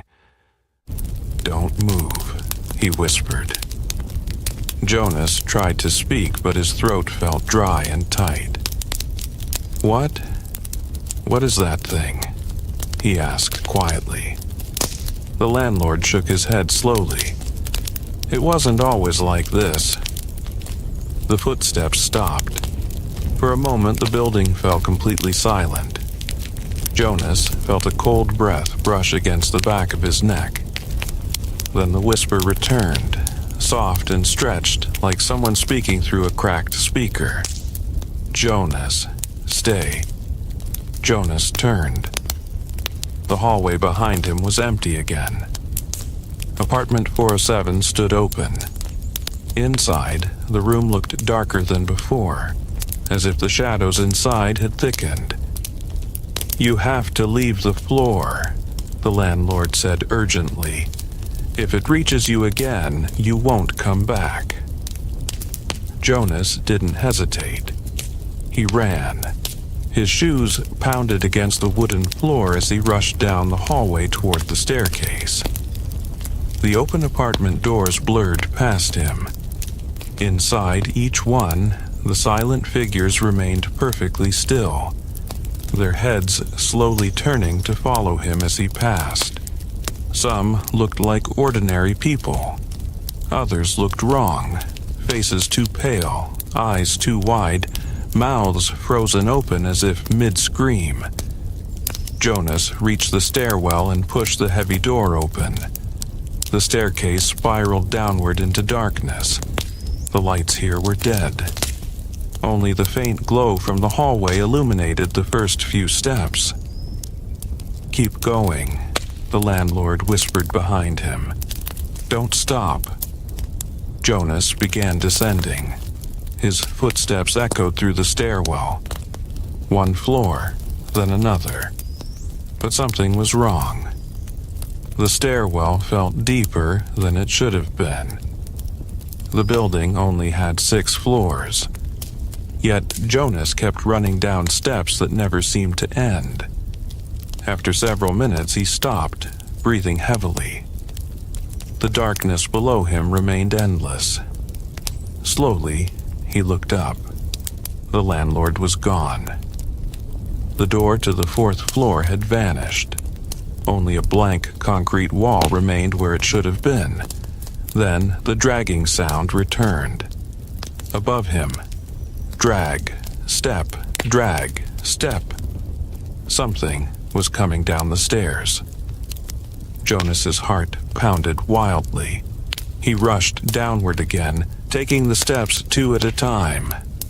The footsteps followed him, never rushing, never stopping, just slowly descending behind him.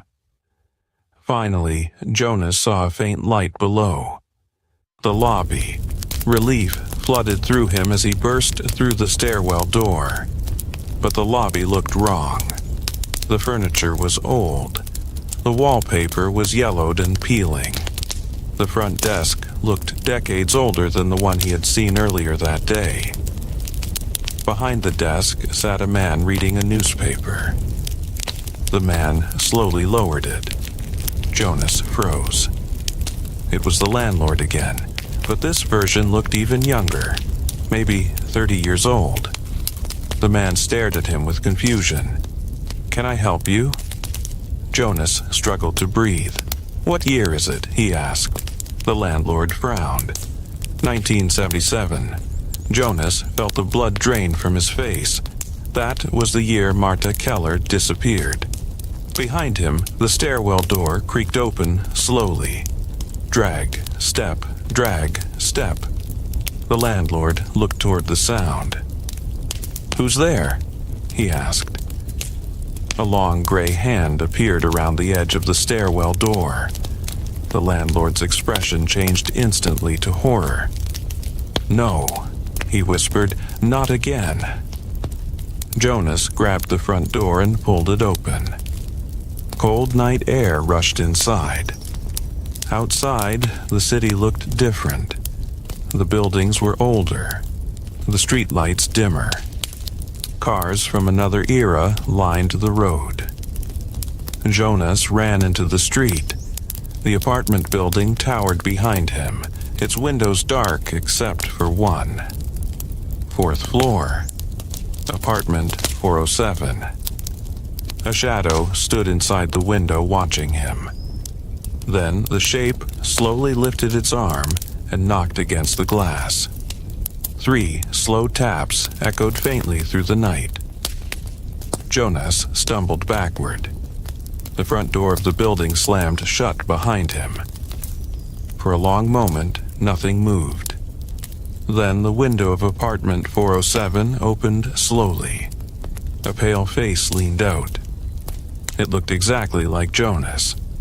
The copy of him smiled widely into the street, and from inside the building, the knocking began again. Jonas stared at the window, his mind struggling to accept what he was seeing. The face looking down at him from apartment 407 was his own. Same eyes, same hair, same terrified expression, except for the smile. The thing in the window smiled far wider than any human could. Its lips stretched unnaturally across its face as it lifted its hand and knocked against the glass again. Tap, tap, tap. 3 slow knocks. The sound echoed through the quiet street. Jonas stumbled backward until he nearly fell into the road. "No," he whispered. The figure in the window tilted its head as if studying him. Then it slowly stepped back into the darkness of the apartment. The window shut. The building returned to complete silence. For several minutes, Jonas simply stood there breathing heavily. The city around him looked wrong. The street lamps were dim yellow bulbs instead of the bright white lights he remembered. The cars parked along the curb were old models with wide chrome bumpers. Even the storefront signs looked decades out of date. He had somehow stepped into the past. Into the same year, the woman from apartment 407 disappeared. 1977. Jonas looked back at the apartment building. The structure seemed heavier somehow, as if time itself pressed down on its walls. Every window looked dark now, every balcony empty, but he could still feel it watching him. Suddenly, a voice spoke behind him. "You saw it too." Jonas spun around. A woman stood near the sidewalk under a street lamp. She looked pale and exhausted, her dark hair hanging loosely around her shoulders. Her clothes looked old-fashioned. Wide collar, long coat. For a moment, Jonas didn't recognize her. Then he remembered the photograph from the city records.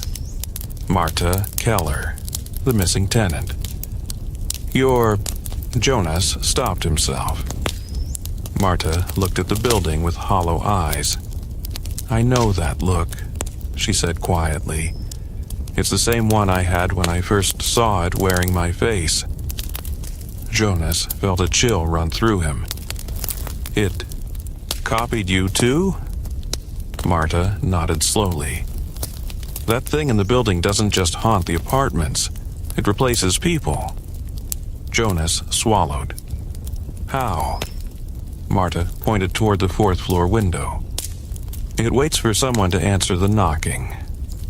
The wind rustled softly through the empty street. Jonas thought about the first night in his apartment. The 3 knocks on the door. The whisper calling his name. Once you respond, Marta continued, it learns who you are. And then? Jonas asked. Marta looked directly at him. Then it takes your place. Jonas felt his stomach drop. But you're still here.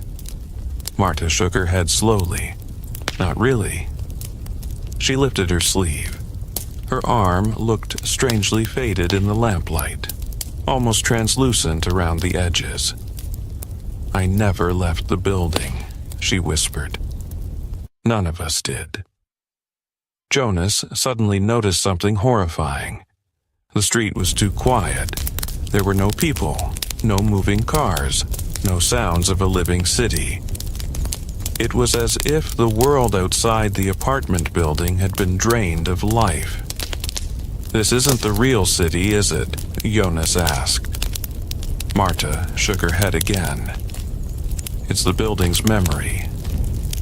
Jonas turned back toward the apartment. The 4th-floor light flickered on again. The silhouette of his double appeared in the window. But now it wasn't alone. Other shapes stood behind it. Dozens of them. Faces pressed against the glass. Some looked terrified, others completely empty. Those are the ones it replaced, Marta said quietly. Every person who lived there. Jonas stepped backward slowly. Then how do we stop it? Marta's eyes darkened. You can't stop it. She pointed toward the entrance of the building. The front door had opened again by itself. The lobby beyond was dark. But there might be a way to escape. Jonas looked at the door, then back at her. You want me to go back inside? Marta nodded. The thing that replaces us lives in apartment 408. The room that shouldn't exist. Jonas felt his heart pound again. If you destroy that room, the building might release us. A long silence followed. The wind blew colder through the street. From the 4th floor came a faint sound, drag, step, drag, step. The thing wearing Jonas's face had started moving again, and it was heading toward the stairs. Marta looked at him urgently. You don't have much time. Once it reaches the street... She didn't finish the sentence. She didn't need to. Jonas took a deep breath and looked at the open door of the apartment building. The darkness inside seemed deeper than before. Waiting. Behind him, somewhere inside the stairwell, the dragging footsteps had begun descending again. Drag, step, drag, step. Jonas clenched his fists. Then he ran back toward the building. Jonas slowed as he reached the open doorway of the apartment building. The darkness inside seemed thicker than before, like fog that had settled into every corner of the lobby. For a moment, he hesitated on the threshold. The air inside smelled stale, like dust and wet stone. Behind him, the empty street remained silent. When he looked back, Marta was still standing under the street lamp, but she appeared even more faded now, her outline barely visible against the dim light. "Remember," she said softly, "don't answer if it knocks again." Jonas nodded and stepped inside. The lobby door shut behind him with a heavy thud. The sound echoed through the building like a distant drum. The young landlord was still behind the desk, staring nervously at the stairwell door. His face lit with confusion when he saw Jonas return. "You left," the landlord said. "Why did you come back?" Jonas hurried to the desk. "There's something in this building," he said breathlessly. "Something in apartment 408. The landlord's face drained of color. "You've seen it," Jonas nodded. "And it's coming down the stairs." As if on cue, a faint dragging sound echoed from the stairwell again. "Drag, step, drag, step." The landlord stood up quickly. His chair scraped across the floor. "Then we don't have much time," he said. "It never comes this far unless it's ready." Jonas grabbed the edge of the desk. "Ready for what?" The landlord looked toward the stairwell door. "To replace someone." The dragging steps grew slightly louder. The landlord moved around the desk and grabbed a ring of old keys hanging on the wall. "If you want to stop it," he said quickly, "you have to reach the 4th floor before it does." Jonas stared at him. "You know about apartment 408? The landlord hesitated for a moment. Then he nodded slowly. "The door didn't appear until the night Marta disappeared." Jonas felt a chill. "What happened that night?" The landlord swallowed. She heard knocking too. The stairwell door rattled slightly as something touched it from the other side. Drag, step, drag, step. Jonas backed away from the door. "Then we need to go," he said urgently. The landlord nodded. Together they rushed up the staircase. Their footsteps echoed loudly as they climbed. The stairwell lights flickered weakly above them. Jonas counted the floors as they passed them. 1st floor, 2nd floor, 3rd floor. When they reached the 4th floor landing, both men stopped. The hallway looked exactly like Jonas remembered. Long, narrow, silent. The ceiling light flickered slowly, casting uneven shadows across the walls. At the far end of the corridor, the door to apartment 408 was visible again. This time it stood fully open. Darkness spilled out of the doorway like thick smoke. Jonas felt a cold wind drifting from inside the room. "That wasn't open before," the landlord whispered. Jonas nodded slowly. "It wants us to come in."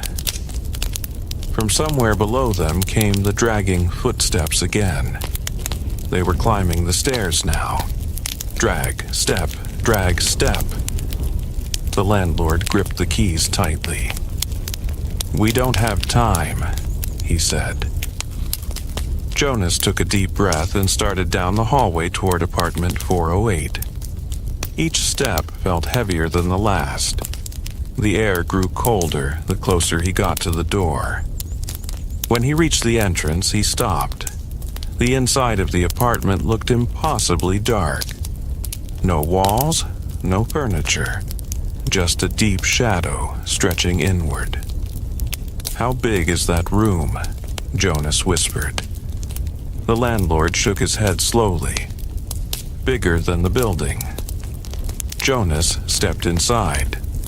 The darkness swallowed the hallway behind him almost immediately. The landlord followed, closing the door halfway as if hoping to keep whatever was coming out. For several seconds they both stood in silence. Then Jonas's phone flashlight flickered on.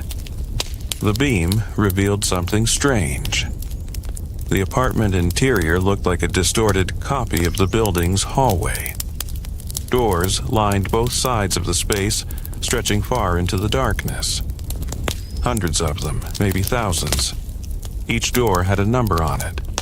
101, 202, 305, 407. Jonas felt his stomach twist. "These are apartments," he said quietly. The landlord nodded slowly. "Every person who ever lived here." Jonas stepped closer to one of the doors. It was labeled 407, his apartment. He reached for the handle but stopped. Something moved behind him. Drag, step, drag, step. The sound echoed from the hallway outside the room. The thing wearing Jonas's face had reached the 4th floor. The landlord whispered urgently, "Find the original door."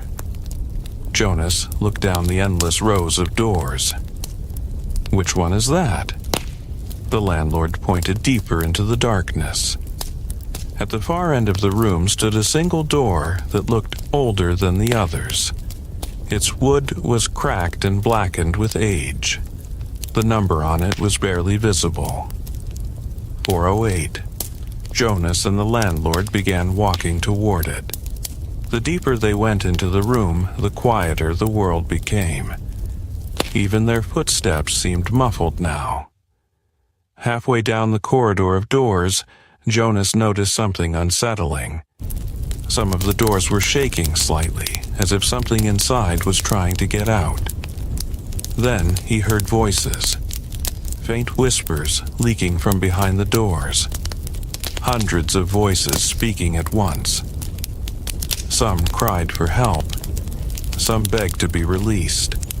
Others simply repeated the same words over and over. "Don't answer the knocking. Don't answer the knocking." Jonas quickened his pace. The door marked 408 grew larger ahead of them. Behind them, the hallway door creaked open. Drag, step, drag, step. The thing had entered the room. Jonas didn't dare turn around. The landlord grabbed his arm.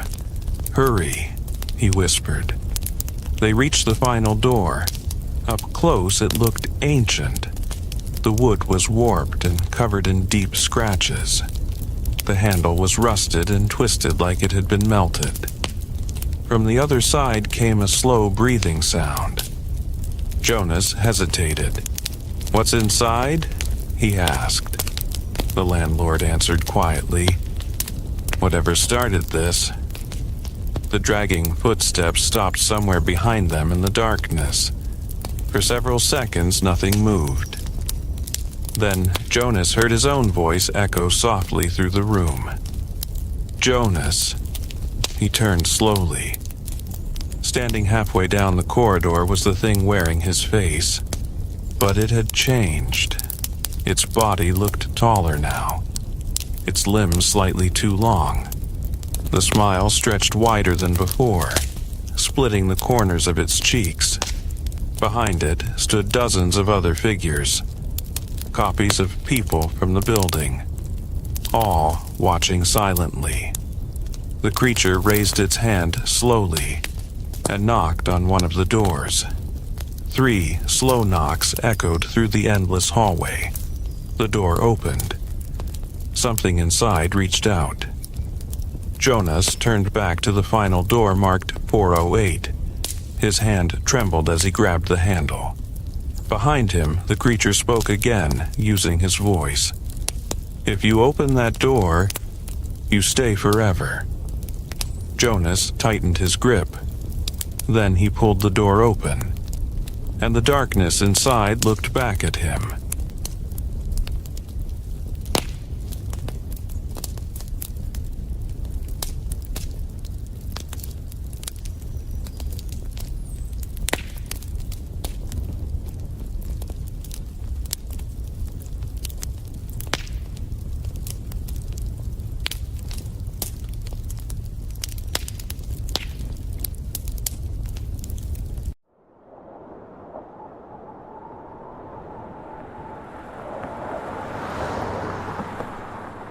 The last bell. It was a cold November evening when Daniel realized he had forgotten his notebook at school. The building was already closed, but the janitor recognized him and let him in. "Be quick," the old man said. "The last bell rings soon." Daniel laughed. The last bell? School ended hours ago. The hallways were silent. Lockers stood like tall metal shadows. Every step Daniel took echoed through the building.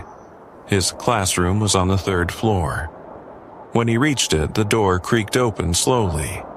Inside, the lights flickered.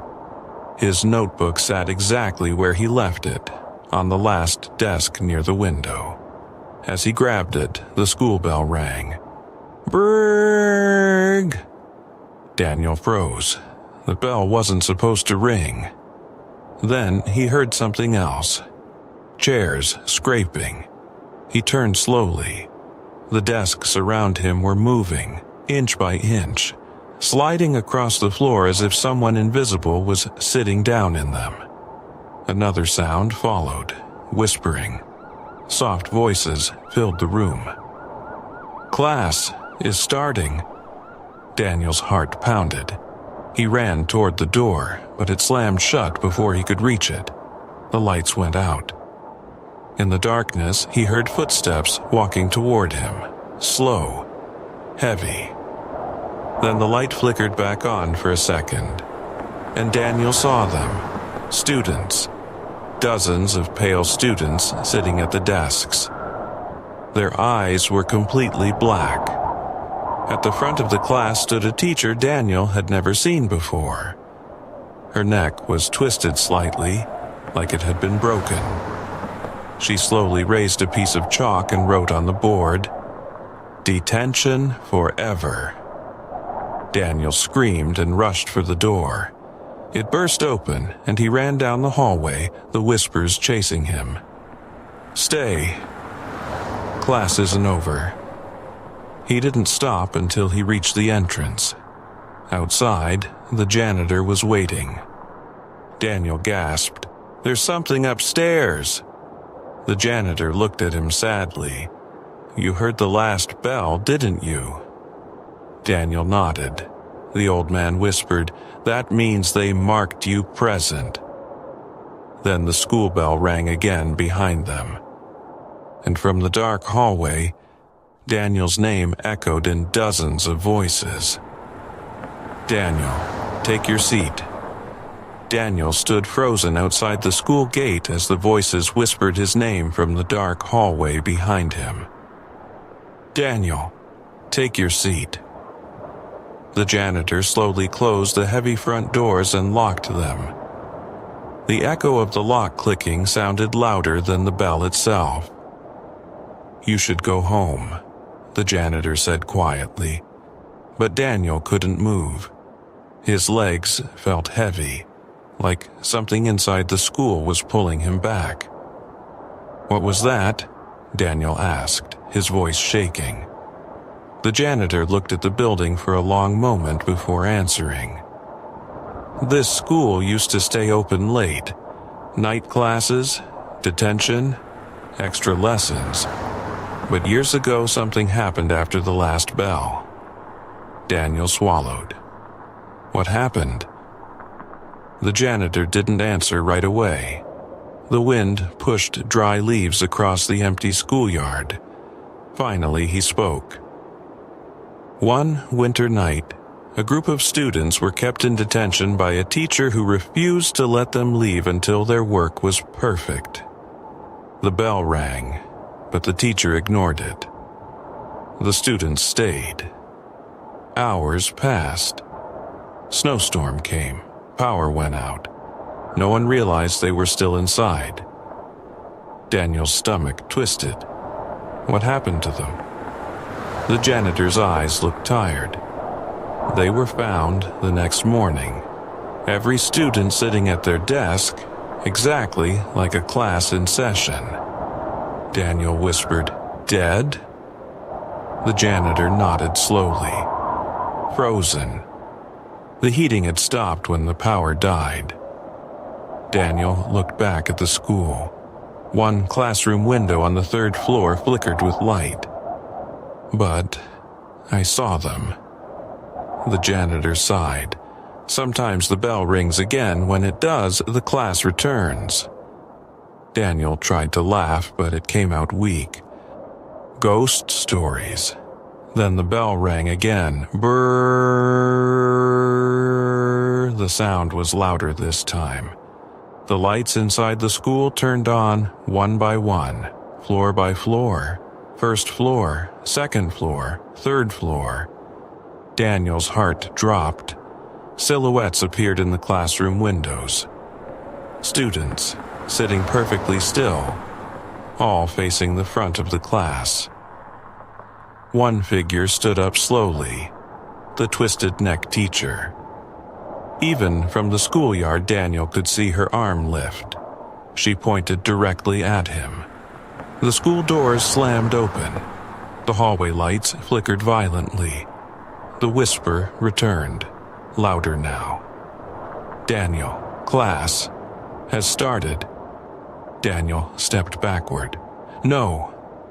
The janitor grabbed his arm. Don't listen. Walk away. But the whisper grew stronger, like dozens of voices layered together. Late students must report. Late students must report. Daniel suddenly felt dizzy. His feet began walking toward the doors. He tried to stop, but couldn't. I can't control it, he cried. The janitor pulled harder. For a moment, Daniel stopped moving. Then the 3rd bell rang, the loudest yet. The janitor's grip slipped. Daniel walked straight through the doors into the hallway. The doors slammed shut behind him. Darkness swallowed the entrance. Inside, the school felt different. The air was cold, colder than winter outside. Lockers rattled softly as he walked past them. His feet moved on their own toward the stairs. Step, step, step. Every floor he passed looked wrong. Classroom doors were open. Desks were full of silent students staring at empty chalkboards. None of them moved. None of them blinked. But every head slowly turned as Daniel passed. 3rd floor. The hallway light flickered. At the end of the corridor was his classroom. The door slowly opened by itself. Inside, the ghostly class sat exactly where he saw them before. The teacher stood at the front with chalk in her hand. The blackboard now had more words written across it. Attendance. The teacher turned her broken neck toward him. Crack, crack, crack. She smiled slowly. You are late. Daniel tried to speak, but his voice was gone. The teacher pointed to the only empty chair in the room. Take your seat. The chair slid backward across the floor, waiting for him. The other students watched silently with their black eyes.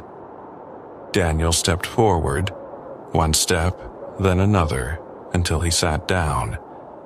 The chair slid forward on its own. The teacher wrote something else on the board. Class will never end. Then she turned back toward the class. Page 1. Every student slowly opened their notebooks. Daniel looked down. His notebook was already open. On the first page were the words, "Welcome to detention." Suddenly, the bell rang again, but this time, it didn't stop ringing. And outside in the empty schoolyard, the janitor stood alone staring at the dark building. He sighed quietly and whispered, "Another one marked present." Inside the classroom, Daniel finally understood the truth. The last bell wasn't the end of school. It was the beginning. And the class would continue forever. The bell kept ringing, not loud anymore, but constant, like a heartbeat echoing through the school walls. Daniel sat frozen in the desk, while the other students slowly turned the pages of their notebooks at the exact same time. Flip. The sound was perfectly synchronized. The teacher's twisted neck cracked again as she faced the blackboard. "Lesson 1, she said softly. Her voice sounded like chalk scraping glass. Daniel looked around. None of the students were breathing. None of them blinked, but their pencils began to move across the pages. Scratching, writing, scratching, writing. Daniel looked down at his own notebook. His hand slowly picked up the pencil without him moving it. The pencil began writing by itself. The words formed slowly. "How did you die?" Daniel's heart pounded. "I'm not dead," he whispered. The teacher stopped writing on the board.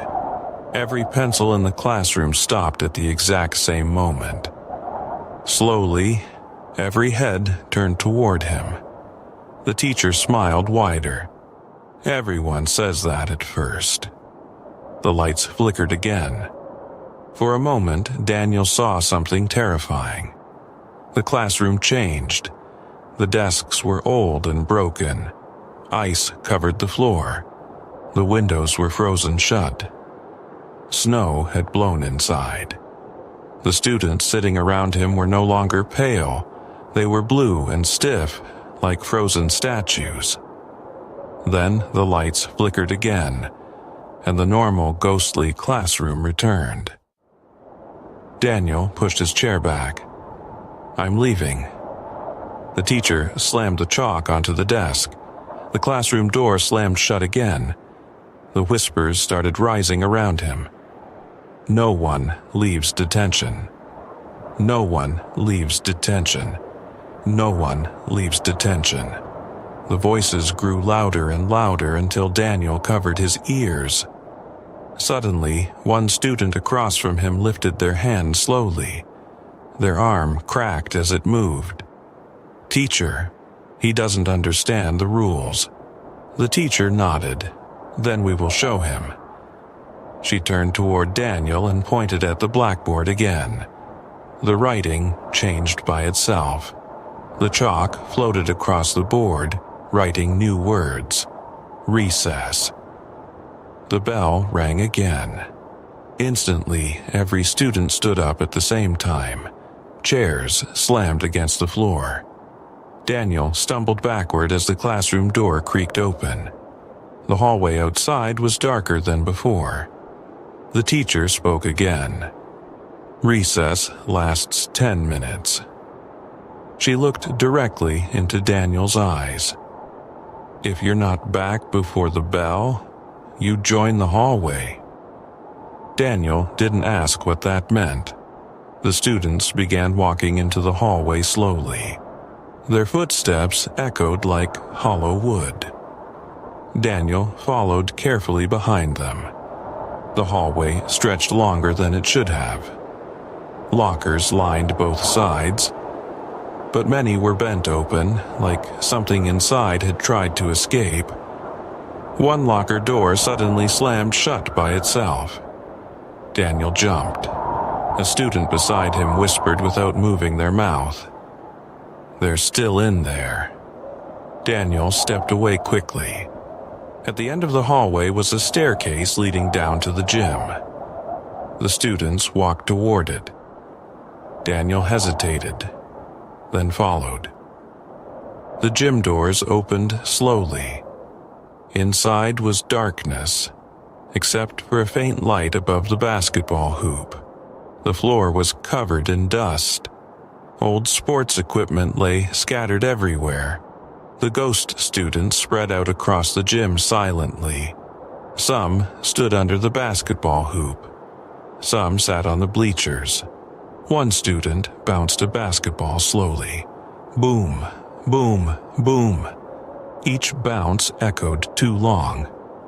Daniel backed toward the exit. Then he noticed something. A door in the far corner of the gym, slightly open. A red exit sign glowed above it. His heart jumped. a way out. He slowly walked toward it. The other students didn't seem to notice. The basketball kept bouncing behind him. Boom, boom, boom. He reached the door and pushed it open quietly. It led to a narrow maintenance hallway. Pipes ran along the ceiling. A single light flickered. At the end of the hallway, stairs leading outside. Daniel started running. His footsteps echoed loudly now. Halfway down the hallway, the bell rang again. Daniel froze. Recess was over. Behind him, the gym doors slammed open violently. Dozens of footsteps began running into the hallway. Fast. Too fast. The whispers screamed now. Class is back in session. Class is back in session. Class is back in session. Daniel ran toward the stairs. The footsteps behind him got closer. He reached the stairs and burst through the door at the top, but the staircase didn't lead outside. It led back to the third-floor hallway, the same hallway as before. The classroom door stood open, waiting for him. The teacher stood inside, smiling. Every ghost student was already back at their desks, except one empty seat, Daniel's seat. The teacher slowly checked the clock on the wall. "You are 3 seconds late." Daniel backed away slowly. The hallway behind him grew darker. Shapes moved inside the shadows between the lockers. Hands began pushing through the locker vents from the inside. Pale fingers reaching out, scratching, grabbing. The teacher spoke one last time. "Late students." The locker doors burst open all at once. Dozens of shadowy figures crawled out from inside them. "Join the hallway," Daniel screamed as the shadows rushed toward him, and inside the classroom. The bell rang again. Daniel turned and ran. The shadows spilling from the lockers rushed behind him, their long fingers scraping the floor. The teacher didn't chase him.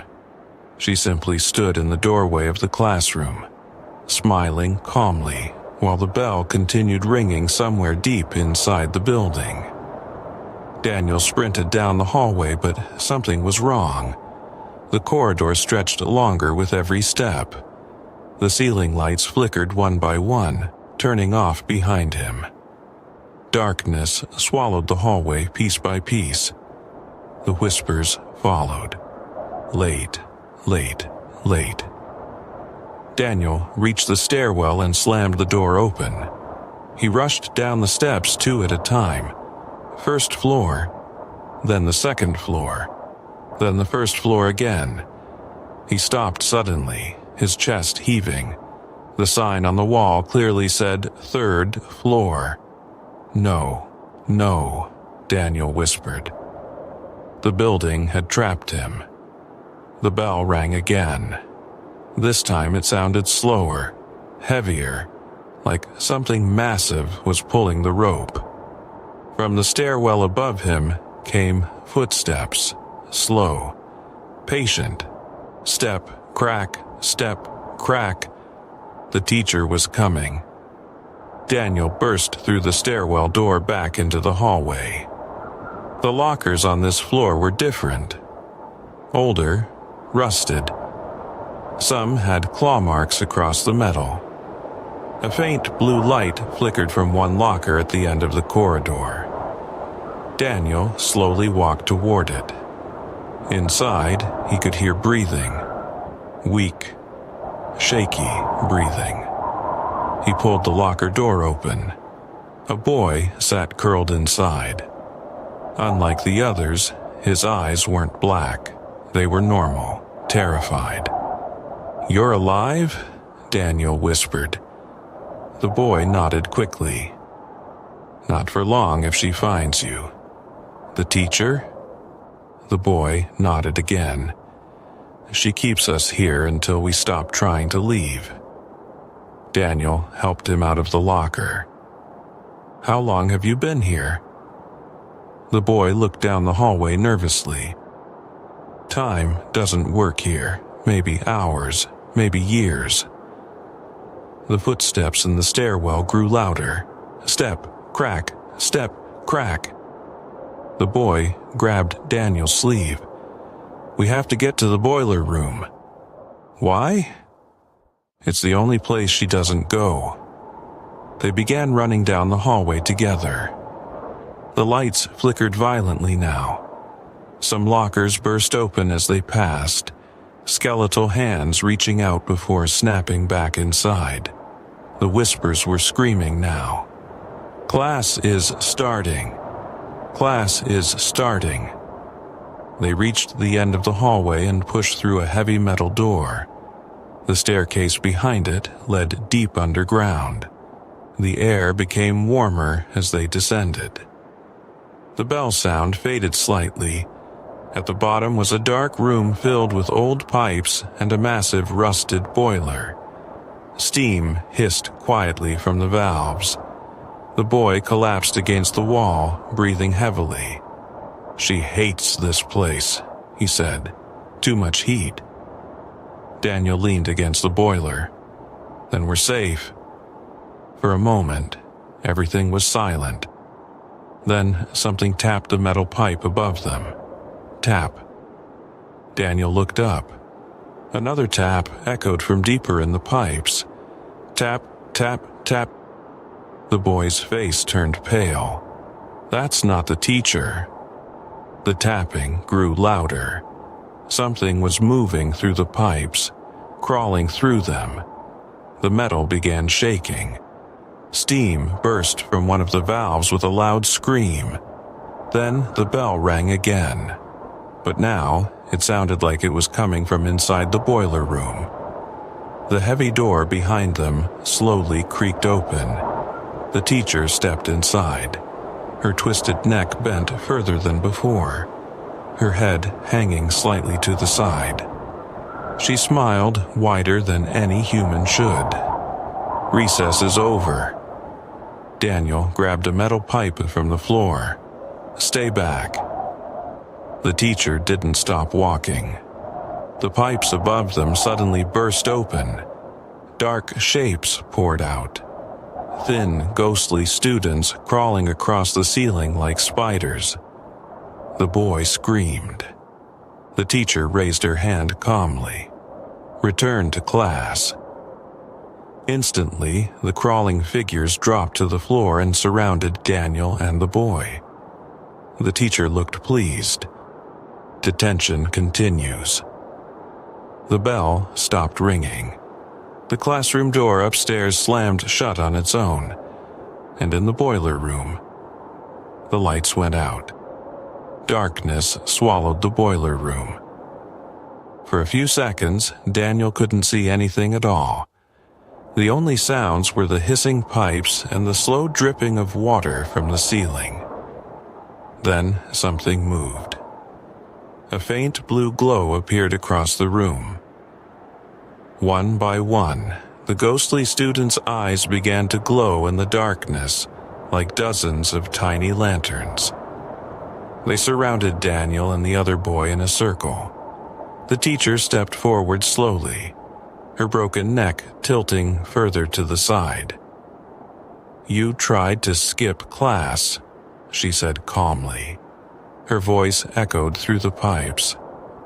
"Skipping class has consequences." Daniel gripped the metal pipe tighter. "Why are you doing this?" he shouted.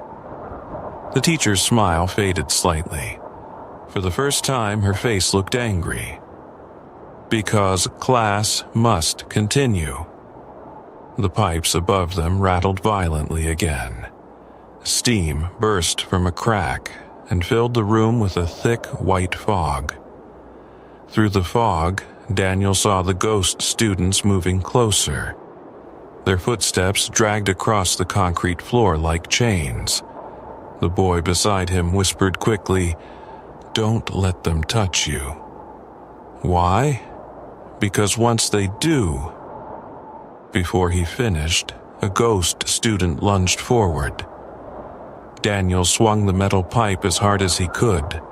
The pipe passed straight through the ghost's body like mist. The student didn't stop. A freezing hand grabbed Daniel's arm. The cold was unbearable. It felt like ice burning under his skin. Daniel screamed and pulled away. The ghost's fingers left frost marks on his sleeve. The teacher clapped her hands once. Instant silence filled the room. "Enough games," she said. "Return them to their seats." The students began walking forward together. Their glowing eyes surrounded Daniel and the other boy completely. The boy panicked and ran toward the door. Two ghosts grabbed him instantly. He screamed, "Help me!" Daniel tried to reach him, but the ghosts dragged the boy across the floor. His hands clawed at the concrete as they pulled him toward the door. "Please!" the boy cried. The teacher looked down at him calmly. "Late students belong in the hallway." The ghosts dragged the boy out of the boiler room.